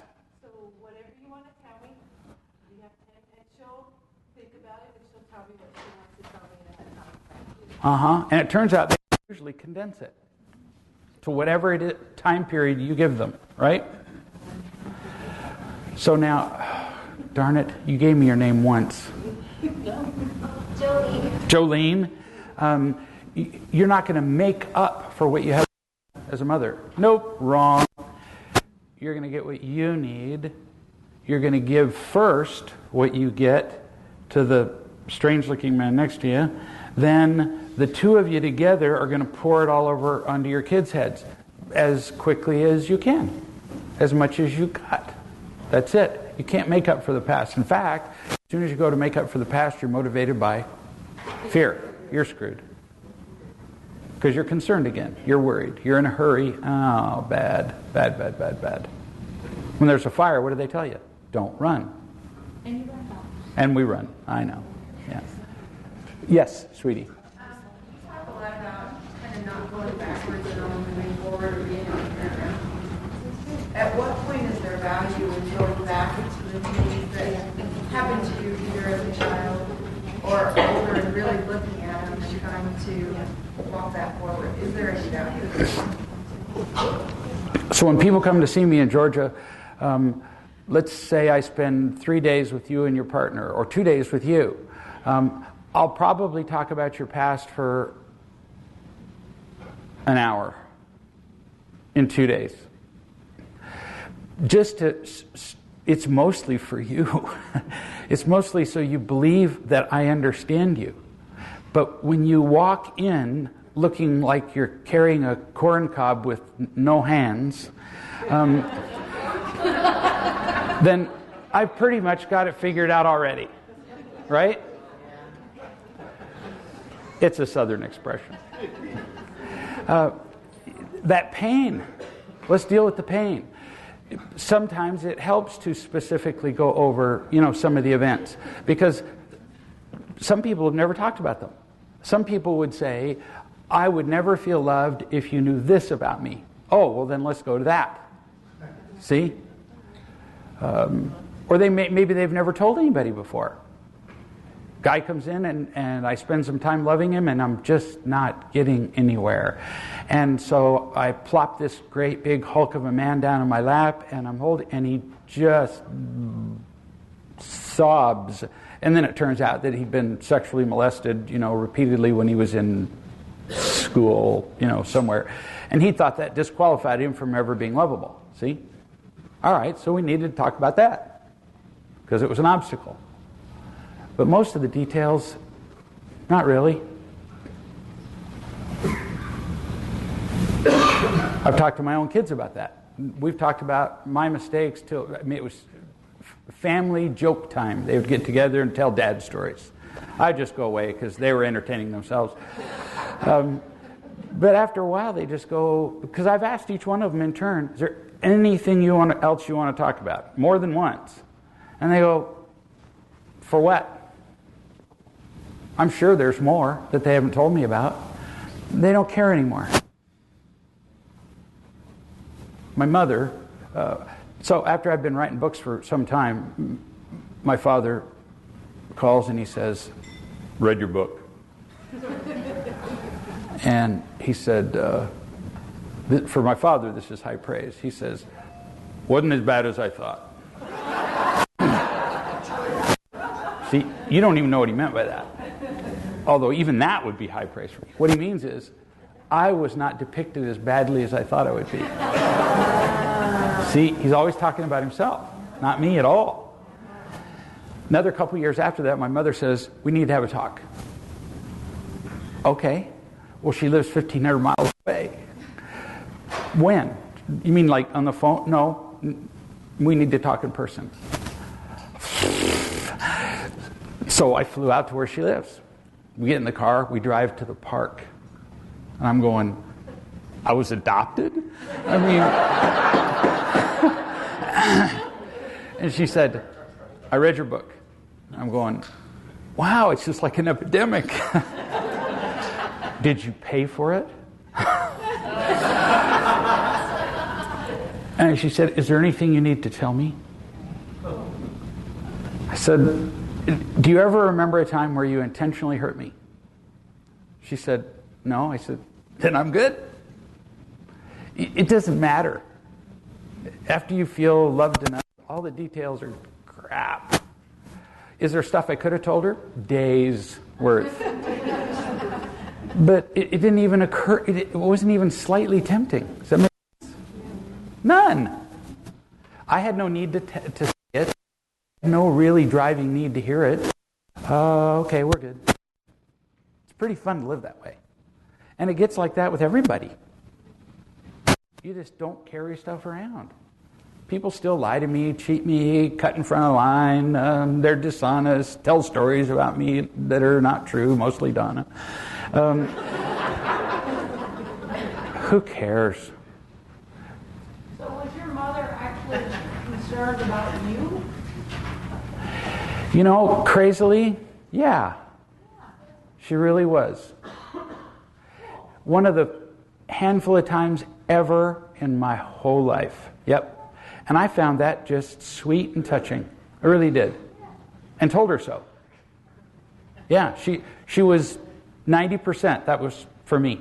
She wanted to see if there's anything I needed to vent. Now, part of her wanted to sort of clear, yeah, can you sort of grant me amnesty? But no, she really did. I had the thought to say that, so thanks for saying that. Yeah. And my father, who I swore would never have a loving moment in his life ever till he was dead, in our last dozen phone calls, has asked questions about me. And I'm going, looking for something's happening to him. Because he adores being loved. What am I doing? You're playing with the cord. Really? Yeah. Stop it, pretty much? Okay, yeah.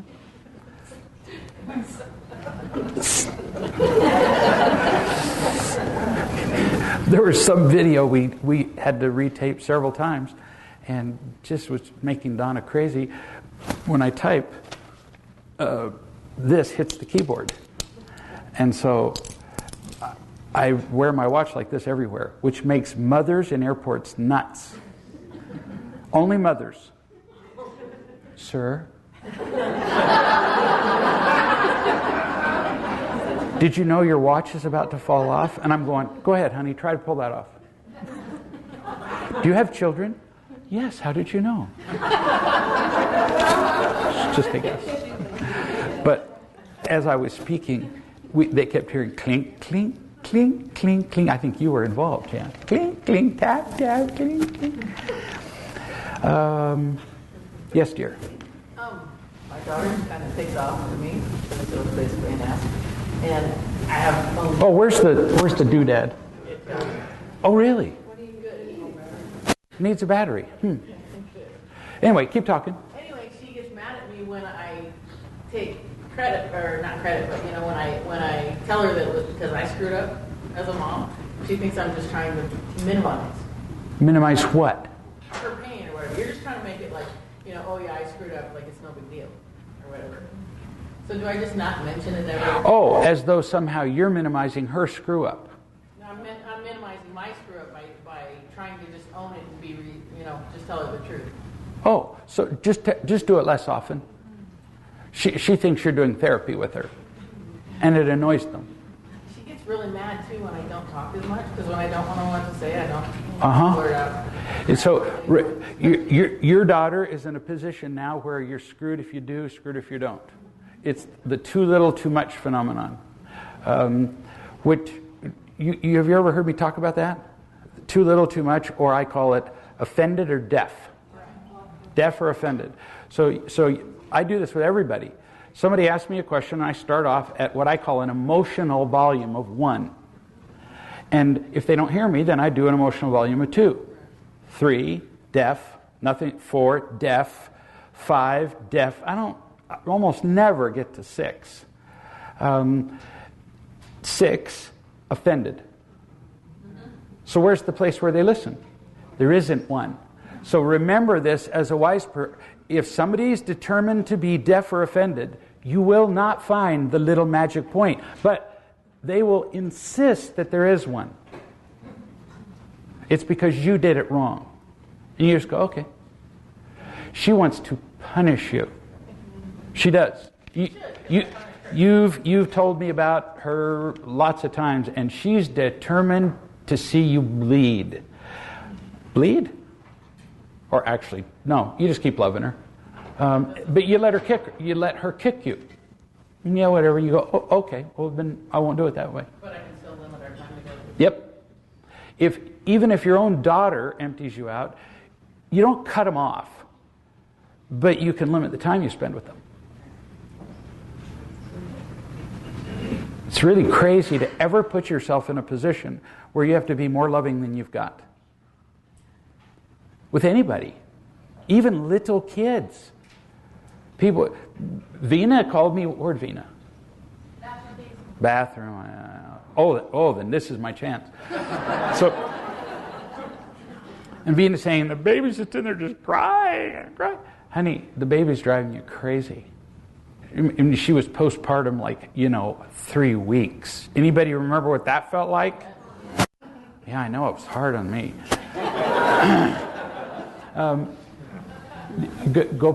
Feed the baby, go put the baby, and then take a walk. Go away where you don't hear the noise anymore, or you're going to go nuts. You just can't put yourself in a place where you get emptied out. Or then you get all anxious and frustrated, and the baby will feel that. It won't kill him. The way they make baby bassinets and stuff now, they're pretty safe. Whereas in the old days, we made them for danger.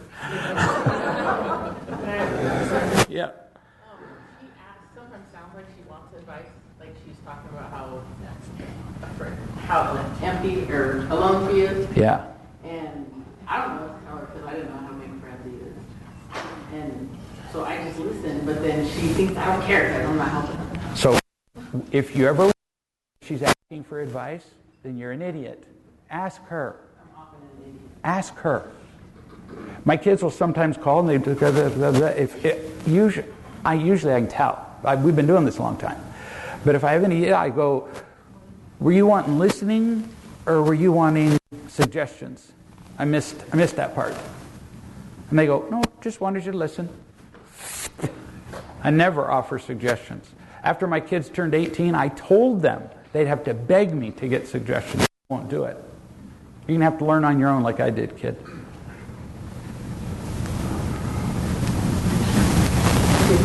She jerks you around by making you feel guilty.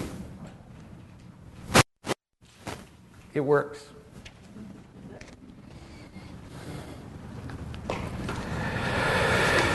Yes, dear. When you were talking about the deaf or offended and that you raise the emotional value, does that mean you actually raise the tone of your voice? Nope. I just get more direct.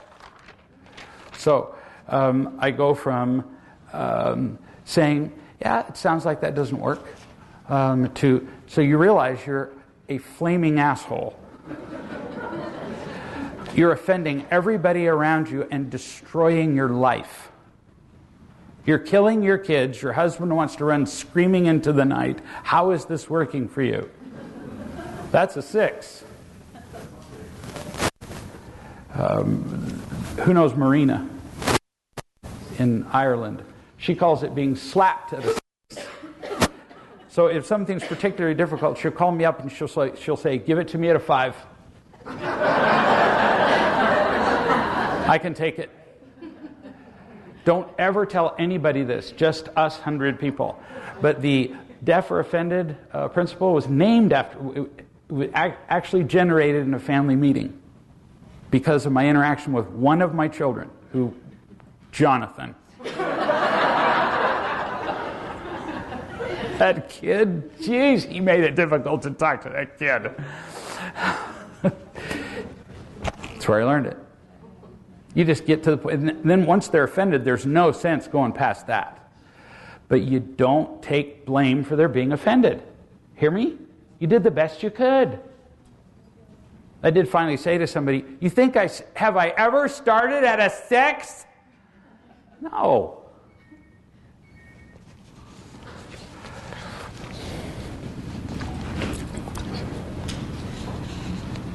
So, what we need most is to feel loved. The wound that we feel most is what? I don't love you. And if a kid doesn't feel loved at an early enough age, I don't love you equals worthless. This is the secret to coaching you're hearing right here, honey. People go, how did you know I felt worthless? Oh, it's brilliant. Because it's the root wound of everybody. It is. If you feel worthwhile, we don't do any of this stuff. Do we? You're sure? My grandchildren, they know who they are. I say to my little 2-year-old grandson while I was here, I said, do you want a spanking? And he looked at me, he goes, yeah. And Donna leans over and goes, he doesn't even know what that word means. Because with my kids, we used to do play spankings, and the older grandkids do know what it means. You just need a good beating.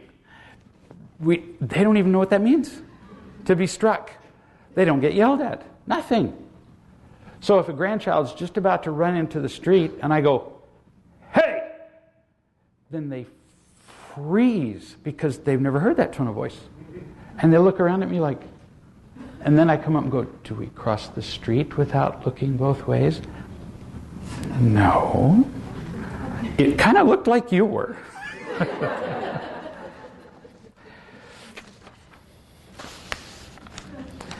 It's amazing to see kids who have a sense of worth.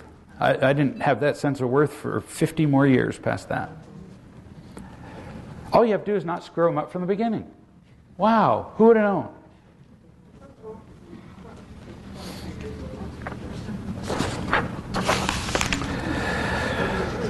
So, we're taught that we're worthless, we get the judgment that they're worthless, and everything else follows from that. So then if anybody says anything critical to us, what does it prove? That we're worthless. So we already have that, you remember, event, judgment, feeling, reaction. Once we have the judgment from our past that we're worthless, that judgment stays there. And then we find events to confirm it. Like, remember I was telling you, the lady who, when I said, wow, it's amazing you didn't pregnant, she took it as, oh, well then I was calling her a liar. Because she's a worthless piece of garbage, and so she's always to be used, doubted, and abused. See? How could the world be any other way?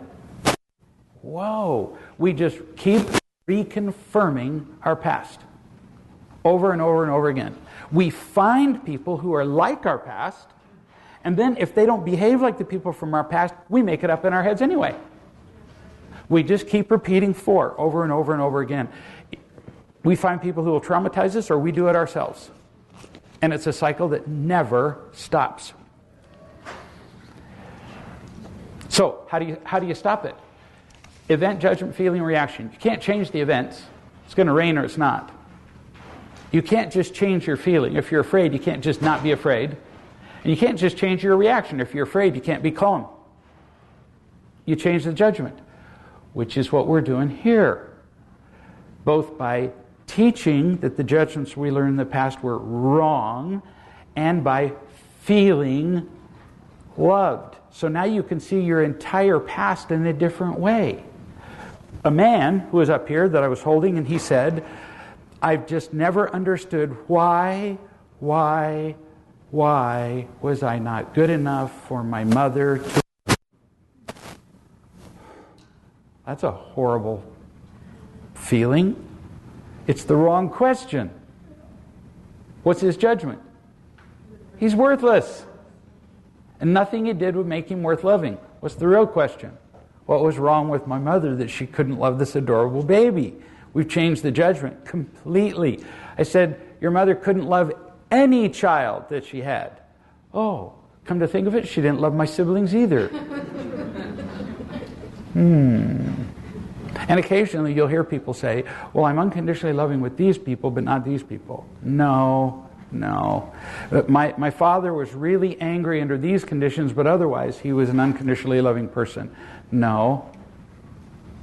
A pig is a pig is a pig.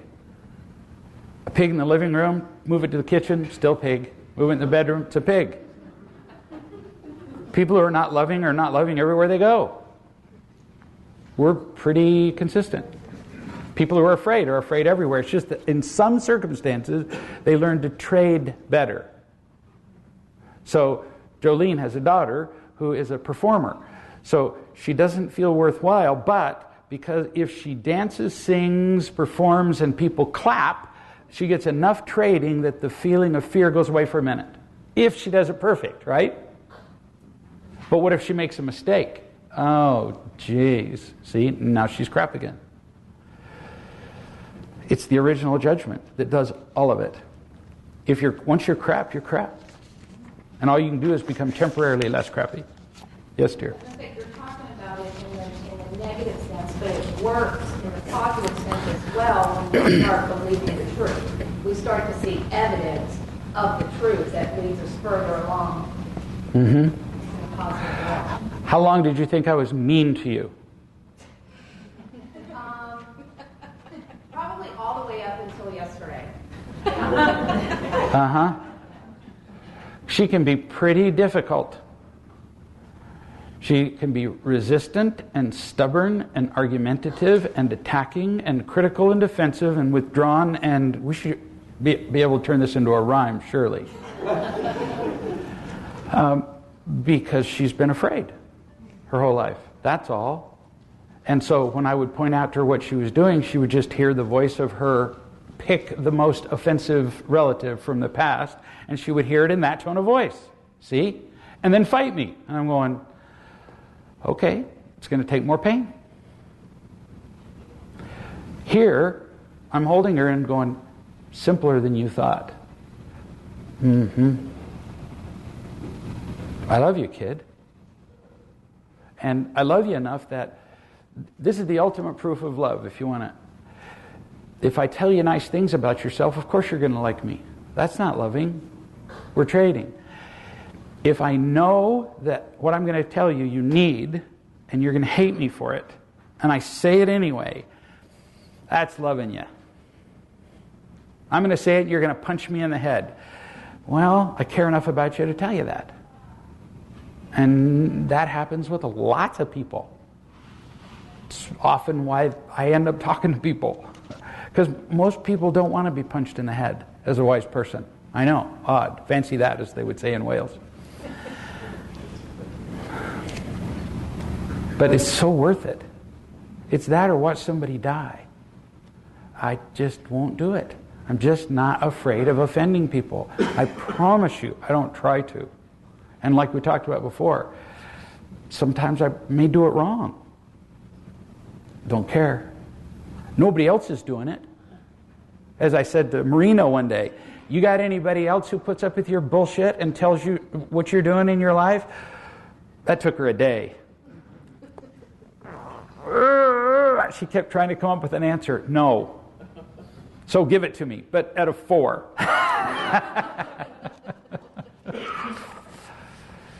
It's either have a wise person tell it to you at a 4, 5, or 6, or it's have life give it to you at a 10. That's what I used to tell my kids. I can teach you, or life can teach you. Life will just beat you bloody. There's no compassion in life. Life's just a matter of just one natural consequence after the other. And if you end up homeless and beaten to near death in a gutter, okay. Nature doesn't weep. You put yourself there.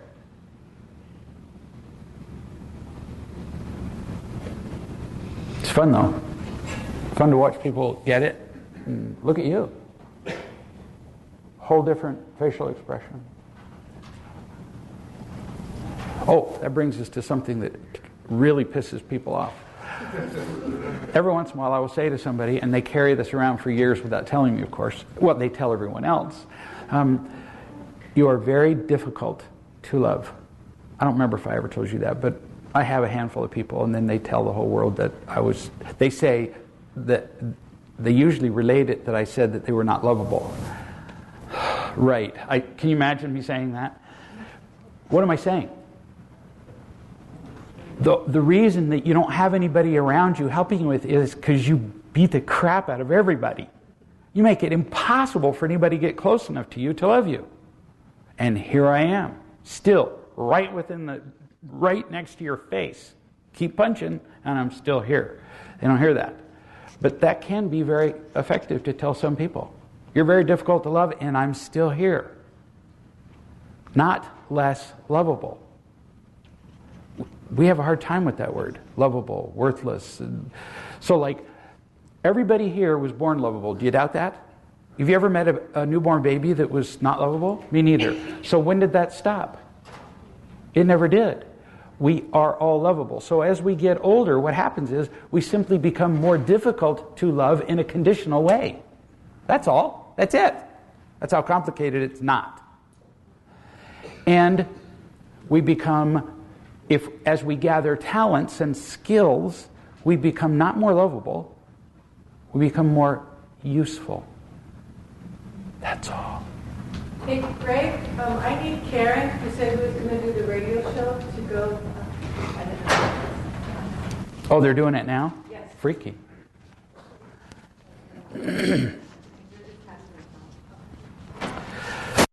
You never earn unconditional love. Kind of like by definition, right? You know, unconditional. But happiness is earned.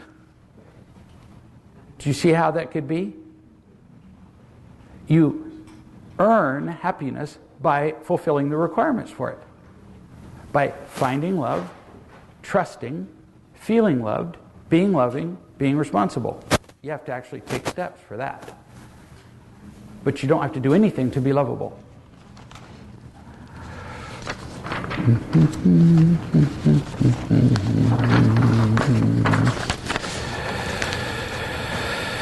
Where's Bhavani?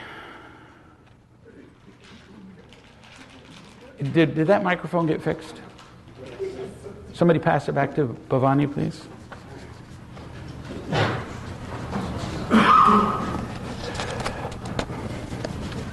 Bhavani didn't know this was going to happen, and it would not have been his first choice. So hold it up sort of close. Ingo will help you. What has been the hardest thing for you to do in real love? Trusting. Yes. He said, trust you. What's been the most important thing for you to do in real love?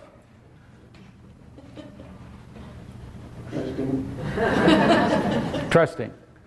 Why is it that the most important thing is the hardest? Dang it.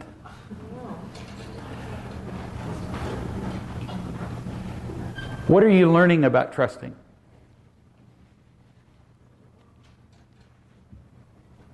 What have you learned in the last 2 days? I don't have an answer in my head.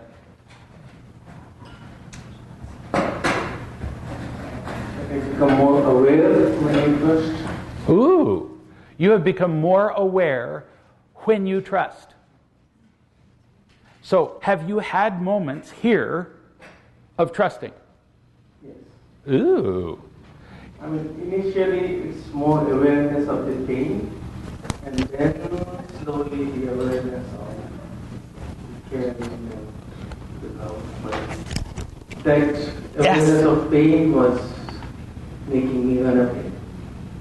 Yes. Oh, he did you hear all that? He just wrote a book.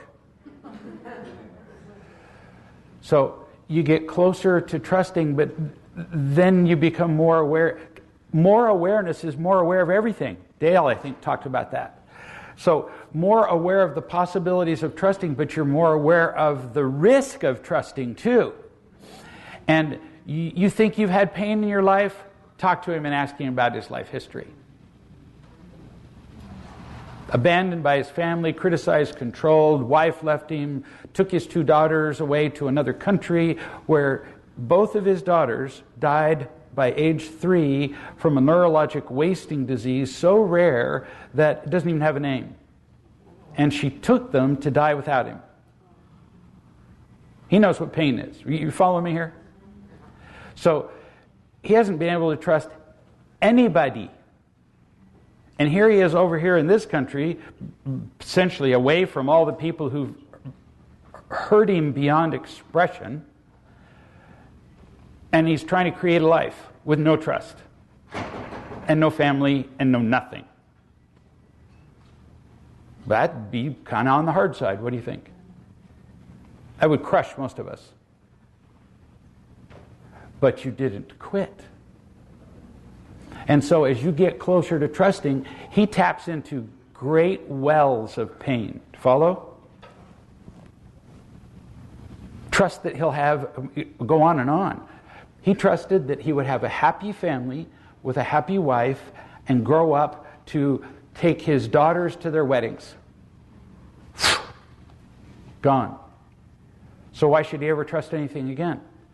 So when he comes here and I tell him the one trust, spend time with people, get close. He met me at the doorway and he said, but then I feel the pain. Yeah, I know. I do. And the only way to get over that pain is to go right through it and find somebody and trust them. I wish there were an easier way. I would have done it. But there isn't. So you obviously did it a little. Yeah? Yes. And Bhavani won't say yes if he doesn't mean it. No. How are you feeling, Dave? Bad.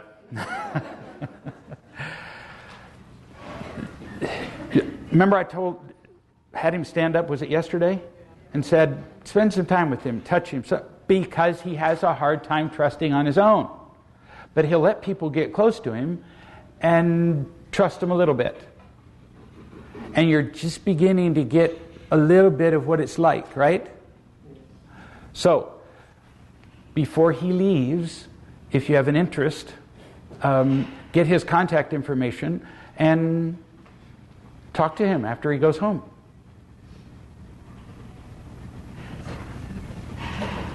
It's a difficult thing for him to reach out, and socially, family-wise, he's pretty isolated. And he's taken giant leaps to change his life. You're a hero to me. You get that? Woohoo. I'm not real prone to use words like that either. Okay? Because it takes real courage to do what you've done. So, thank you. Thank you. He's real wordy. La, la, la, la, la, la. Huh? So, do you see how few words it takes to make a point? When people don't go la, la, la, la, la. He doesn't talk much, but he gets to the point. So are you making connections with people? The pain comes up, he says. That's it. The pain comes up. 4 words. And then my mother... No. And he goes right to the root of it.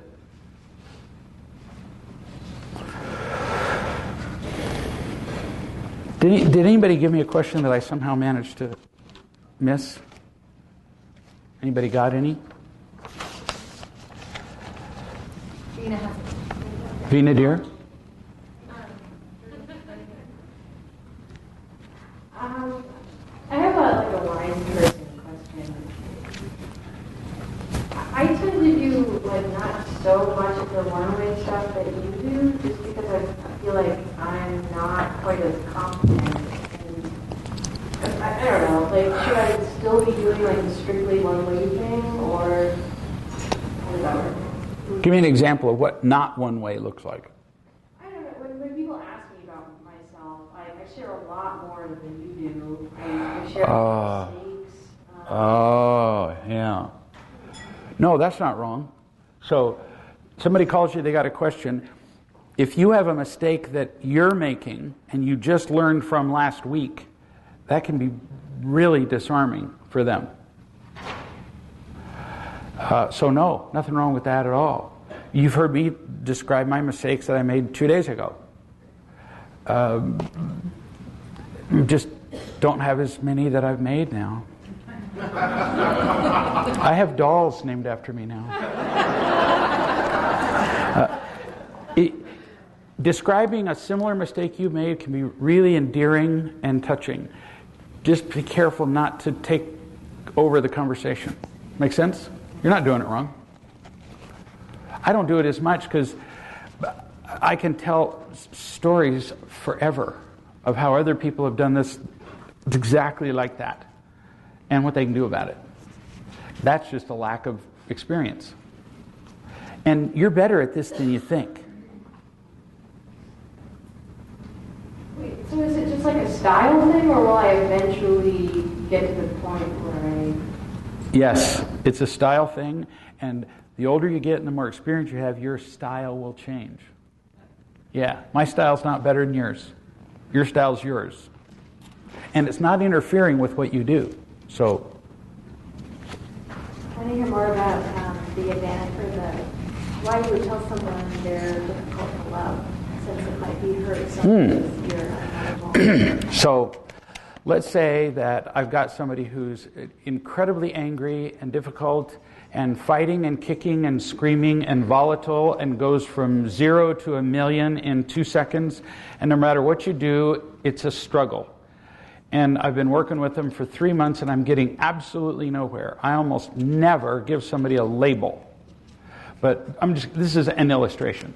So I might then finally say, go on the internet and look up borderline personality disorder. It's you. Now, why am I telling you this? Because you haven't been paying attention. Because that diagnosis is almost like the kiss of death. There are therapists who won't see borderlines because they fight everything. So once in a blue moon, I will tell somebody that to get their attention. That's it. It's the only reason I'll tell somebody something like, another expression I'll use, these are all in the same class. You're borderline, you're difficult to love. I'll say, talking to you is like chewing glass.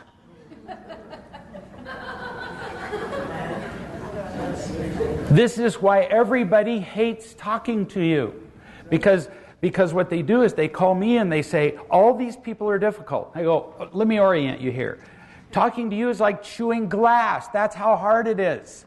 Everybody hates talking to you because you fight them and kick them and you just make it impossible, and then they react to you. That's the only reason I would tell somebody that. Now we're up at a 6.5. See?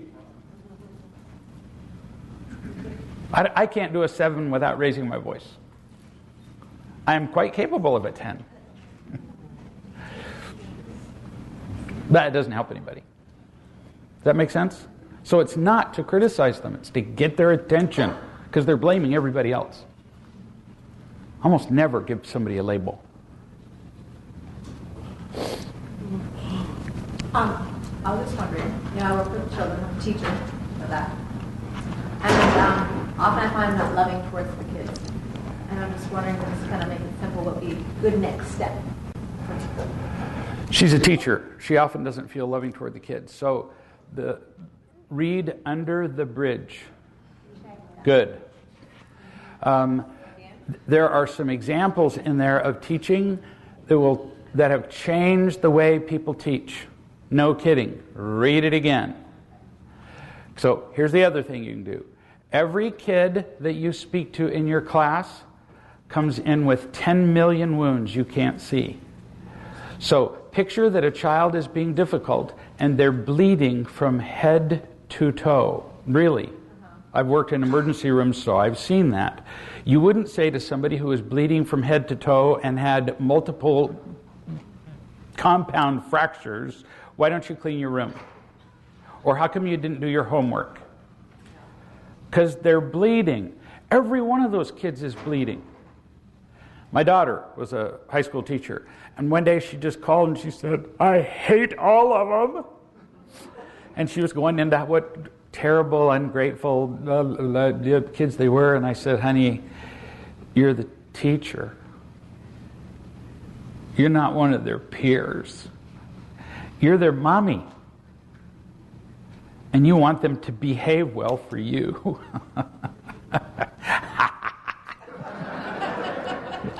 It always helps to laugh at your children. And she called me back 3 or 4 days later and said, it's all different. She said, I walked into the class and she did what Dale did. She said, I have been a terrible teacher. I have not been loving toward you guys. I've been trying to control you and get you to do things instead of just loving and teaching you. Now, admittedly, some of the kids look at you like, what? But it's very disarming. It'd be like coming into the class and teaching them in Portuguese. Oddly, they would pay more attention to you. They do. Uh-huh. Uh-huh. It really gets their attention to say, I screwed up. Because we expect them to admit when they screwed up, don't we? My parents used to say, well, just admit when you were wrong. And I'm going, and I have an example of... I had the smartest father on earth, 90 years old. He's never been wrong. You want to know something? I got his phone number. So if we're never wrong as parents, how do we teach our children to learn, change, grow, anything?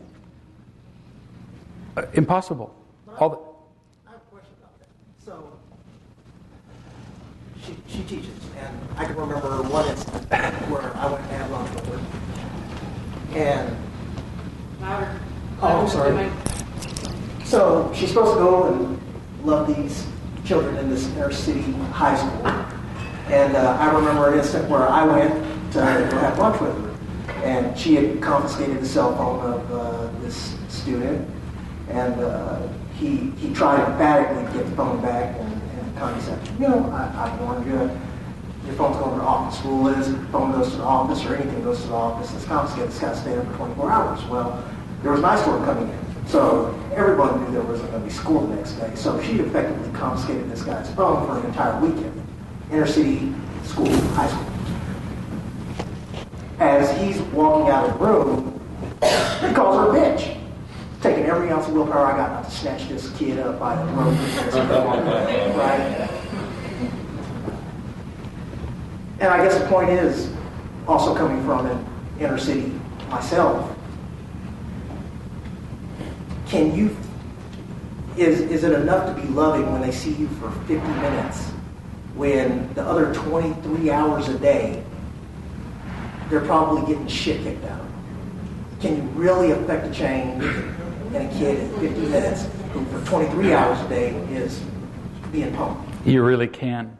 How do I know? I've done it, and other people have done it. Seen the movie Freedom Riders? WRITERS. There. Seen the movie, not Stand and Deliver. What's the one with the math teacher? That it? Yeah, Stand By Me was a different thing. A math teacher. There are these stories all over the place. I ran a Boy Scout team they're called Varsity Scouts. Most people don't even know what those are. But they're the 11-year-old Boy Scouts are easy. You tell them, go build a fire and, do whatever with your pack. And they say, oh, thank you, Scoutmaster, sir. When you tell a 14-year-old to go do the same thing, they tell you to go screw yourself. And my kids had been in detention facilities, come from troubled homes, had the crap beat out of them, that whole thing. And I had 30 of them, all 14 and 15-year-old boys. So they lived like that all week long, and then they came and spent time with me. Normally there would be 6, 7 adult leaders for a group that size, and I had me. I wouldn't let any other adult leaders in because they screwed it up. All I did was love them. I just loved them and taught them. We had 3 rules. You can't hurt anybody's property. Can't hurt anybody's feelings. And if I'm talking, you ain't. That's all. Otherwise, I let them behave like boys. And they had done anything for me. When I left, they all just bawled and their parents threw a dinner. You just love them. You can't ever react to their acting like boys. So if a kid acts up in class, because I've taught many a class with these kids, when a kid acts up, what we do is we attempt to control them. Now, Freddie, be quiet. Oh, you're screwed. He already knows he's supposed to be quiet. Now he's just got you to repeat the rule. So, let's say that you got a really snotty, difficult student. Oh, I can't do this. You got a really difficult student named Tyrone. And, and you're teaching class, and Tyrone is back there, mouthing to the kid behind him. That's just what 14-year-old kids do, right? And so I ask the next question of Tyrone. Tyrone's not going to have any idea what I'm talking about because he was talking to Freddie in the back row. But now I have Tyrone's attention. And of course, he's being, and so I'm going to keep asking Tyrone a question until he gets it right. And go, very nice insight. Or I may ask him about what he was talking about with his friend and ask him to relate it to French history. You can, if you're a good teacher, you can relate anything to anything. And then you go, I wouldn't have thought of that. That's brilliant. Notice I didn't change my tone. I just called the snot-nosed kid and it's most effective when you do it with the strongest kid in the class. Look at Freedom Riders. That's how she did it. And I was going, yes. Because once you get the tough kid and you congratulate him for being a good student and he likes it, the other kids aren't going to make fun of him for being a good student. Let me tell you. You got them. They've never been rewarded for doing something right. They're rewarded for doing dumb stuff. Stealing, being tough, And people don't believe this is possible till they've seen it. We don't believe it's possible because we've never seen it, period. We haven't seen it in our families, we haven't seen it in schools, we haven't seen it anywhere. They're dying for somebody to care about them. Itching. This lady went way out of her way in the movie to love these kids. Way out. Yeah. And I'm not saying you'd have to do that. She went farther than I think is reasonable. She lost her family as a result of it. But you don't have to. The true story? Yeah. Where was it set? It's in Southern California at an inner city school. Long Beach, pretty sure. Almost sure it was Long Beach. Yeah. Karen, were you? Yeah, I was. Go. I'm afraid. So I'm a teenager who we have some of the similar issues. I have some similar issues with my teenager in my home about me setting rules, and like it's late at night, turn off the Xbox. And sometimes there's a shut up, or you're a bitch, or... You know why? He's not really loving. Yeah, but the root reason before that, you're afraid. You just preface your question with the answer. I'm afraid to talk about it. Yeah. I'm like, it's my fault, You're afraid, and you're afraid of him. And if he knows you're, for example, when you go to take a phone away from a kid, you over-explain yourself. Well, I've already told you.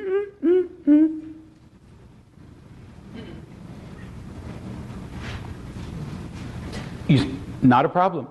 You can give it to me, or you can go to detention. Well, but me, detention. You're a bitch.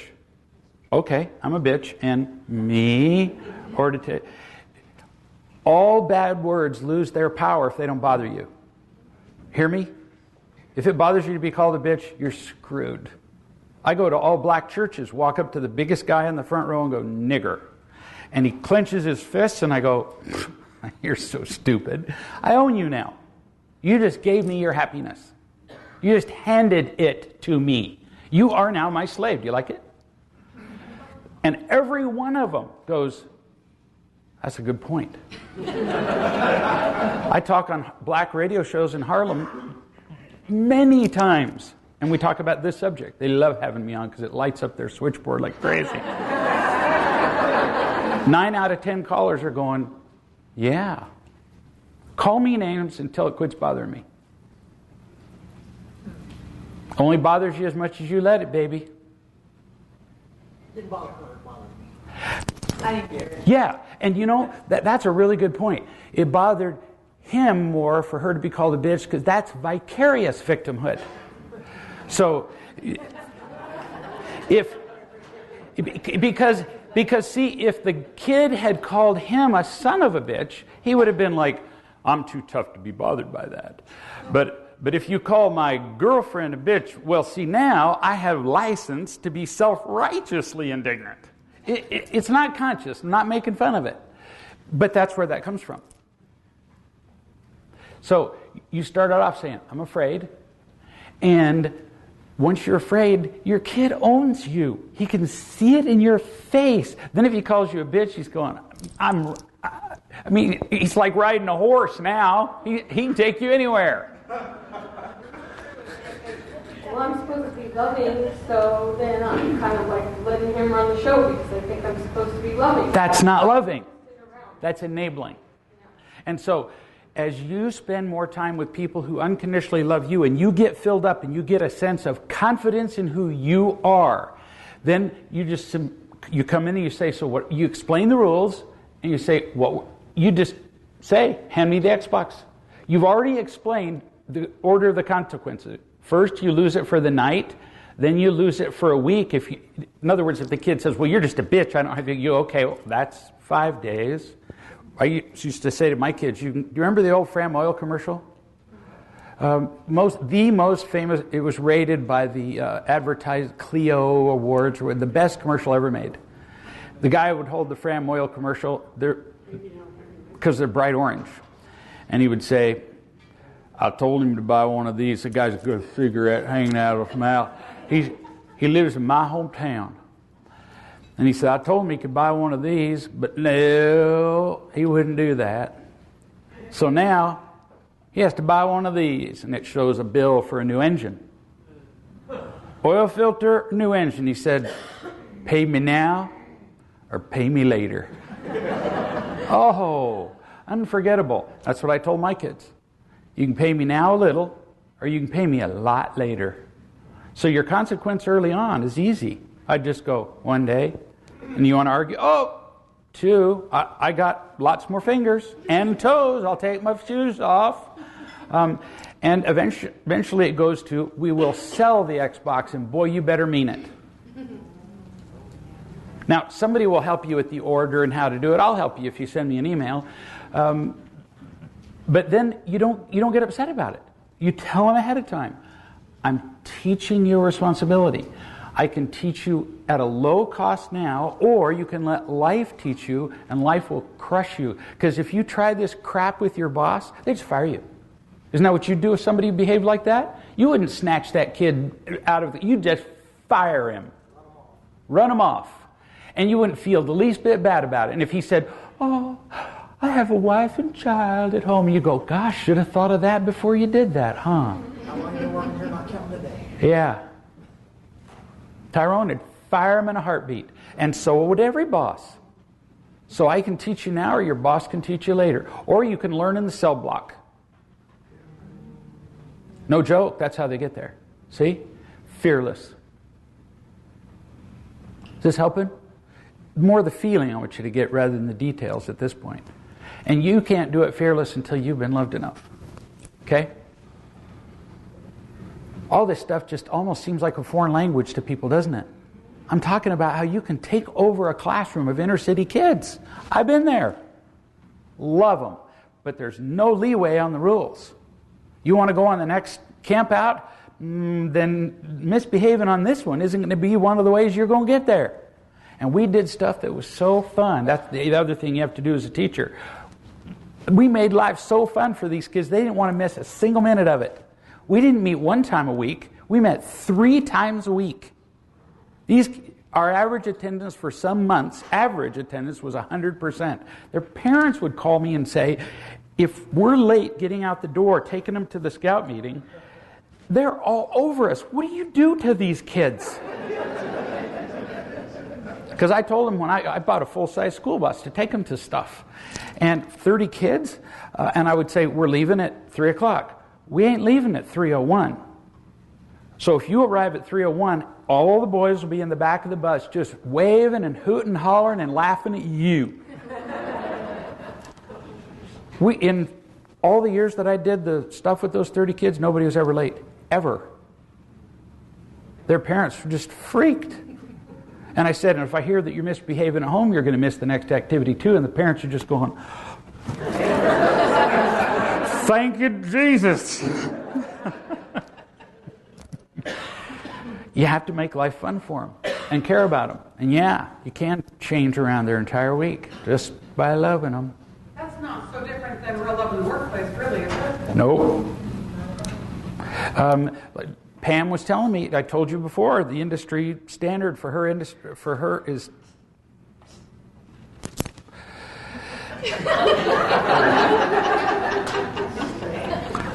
it wasn't me. In her industry, the standard turnover is 74%. In her division, it's 28%. Because they practice loving the people in the workplace. They don't kiss them. They care about them. People can tell when you're bullshitting them. They know. Pretend to love your kids and tell me how well that works. It's creepy to them. What's wrong with you? But how do you love people in a trading relationship? I give them a check, they show up and work. So how do you love somebody in a trading relationship where you give them a check and they show up at work? You show an interest in providing them resources. How are they doing? How can you help them? What can you teach them? It's all in the real love in the workplace. You do that, your productivity goes up. But I get your point. Even when you're paying them, people will work harder for you, way harder. There was within a company, and I wish I could tell you the company, but it was like some outdoor outfitter thing. They had a branch in the United States where they practiced unconditional love. I know the guy who ran this program. And they had produced the exact same product in China. And the organization in the United States per man hour put out 15 times the product. Because they cared about the workers. In China, they just paid them and said, screw you. 15 times. Now, the labor in China was like 4 times cheaper. Anybody do the math here? It turns out it was way cheaper to produce it in the United States, and they closed the Chinese plant. Not to mention the fact that the quality control in China was crap. That's not even figured in, the number of returns. And at the U.S. plant, they were returning nothing. 0 turns, none. It really matters when you care about people, because then they care about your business. Whole Foods cared about their people. So when there was a flood in Austin and they flooded the building, the headquarters in Whole Foods, the customers of Whole Foods came from all over the country and cleaned up the building and got them running in like an unbelievable period of time. The customers, unpaid, because they wanted Whole Foods back in business. It matters when people feel cared for. Yes, dear? Okay, so Whole Foods. Okay, it's a certain clientele that goes there. So I would argue that a product that is sold to a certain kind of population. I know exactly what you're talking about, a pre-selected sample. There's people of a certain type who would tend to go to a store like that, and so they would tend to be more supportive of a thing. But see, there are other companies who do the same thing, who do natural foods, and they do not experience the same results. Yeah, but okay. Yeah, but it's your... Okay. Anna thinks yeah, but it's one word. Okay. So, like, say that a branch of office products, whatever, like a Staples, Yeah. with a Whole Foods concept. Yeah. I don't think many people would have gone to a Staples, Whole Foods, so that, we can buy ink tomorrow and help out. Chuck? Staples was hit by a tornado, and the whole neighborhood came out and collected all of the tapes, papers, and everything, and brought it to the parking lot of the Staples, Oklahoma City, 2 years ago. Anna? This is one word. I would suggest for your reading, read Real Love in the Workplace, but there's another book that my friend wrote. It is amazing. It hasn't been read by enough people. It's called Firms of Endearment. Firms, F-I-R-M-S, of Endearment. Written by Raj Sisodia. Another fine Indian fellow. And he wrote it about all these companies that love their customers and their employees and so on. And these guys' profits were 1,500% greater than the S&P standard because they care about people. It's very cool. Love works. Love is profitable. Love is educational. Love is a better underpinning for everything. Just so you know, he just came out with a second edition last week. Oh, did he? He just came out with a second edition last week, which I did not know, which means it will have more updated statistics. So I'm going to get that one. Yeah. Dear. I also feel that when I feel more love, I select the places where I shop because I select places where they treat their people better, and I don't mind paying higher prices because like the whole chain works better. And it does come back to me feeling more love. So I don't just go, for the cheapest. It really flows. I can see that in myself. It flows down. When people care about me, it turns out they make the overall experience more pleasant and more productive. So I may pay 10% more, but what if they save me time, which is really valuable? What if they save me aggravation and returns and bad product and, I factor all that in. There are some companies that are the cheapest I wouldn't order anything from, ever, unless I was planning on throwing it in the garbage when it got there.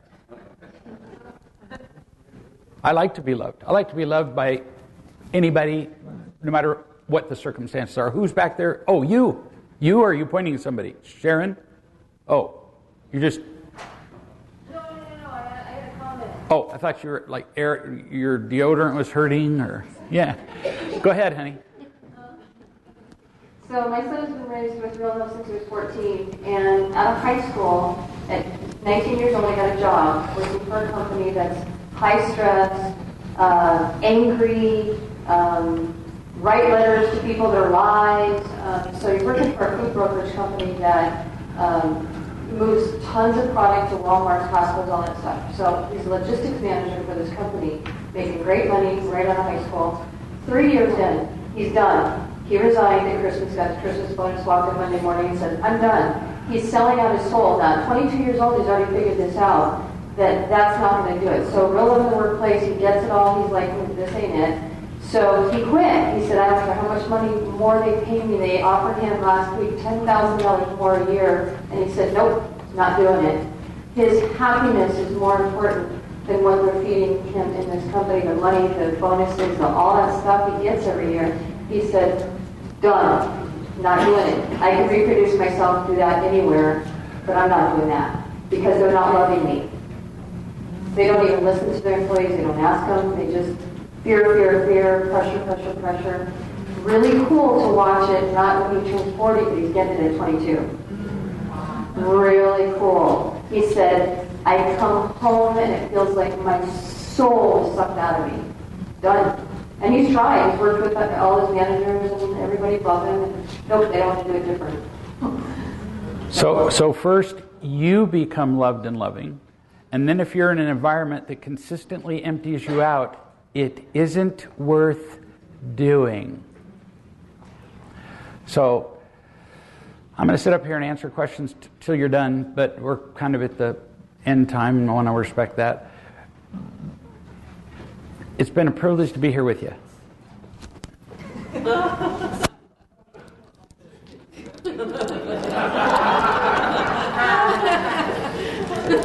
I've really enjoyed it. And we'll be back in, I don't know, whenever anybody wants us here.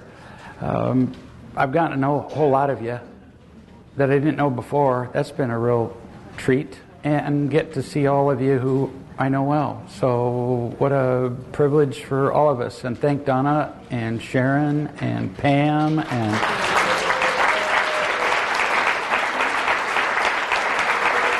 Cheryl and I should never thank anybody because I leave somebody out. Kamara up here, who's been telling me to quit fiddling with my cord. And so I love you all. Thanks.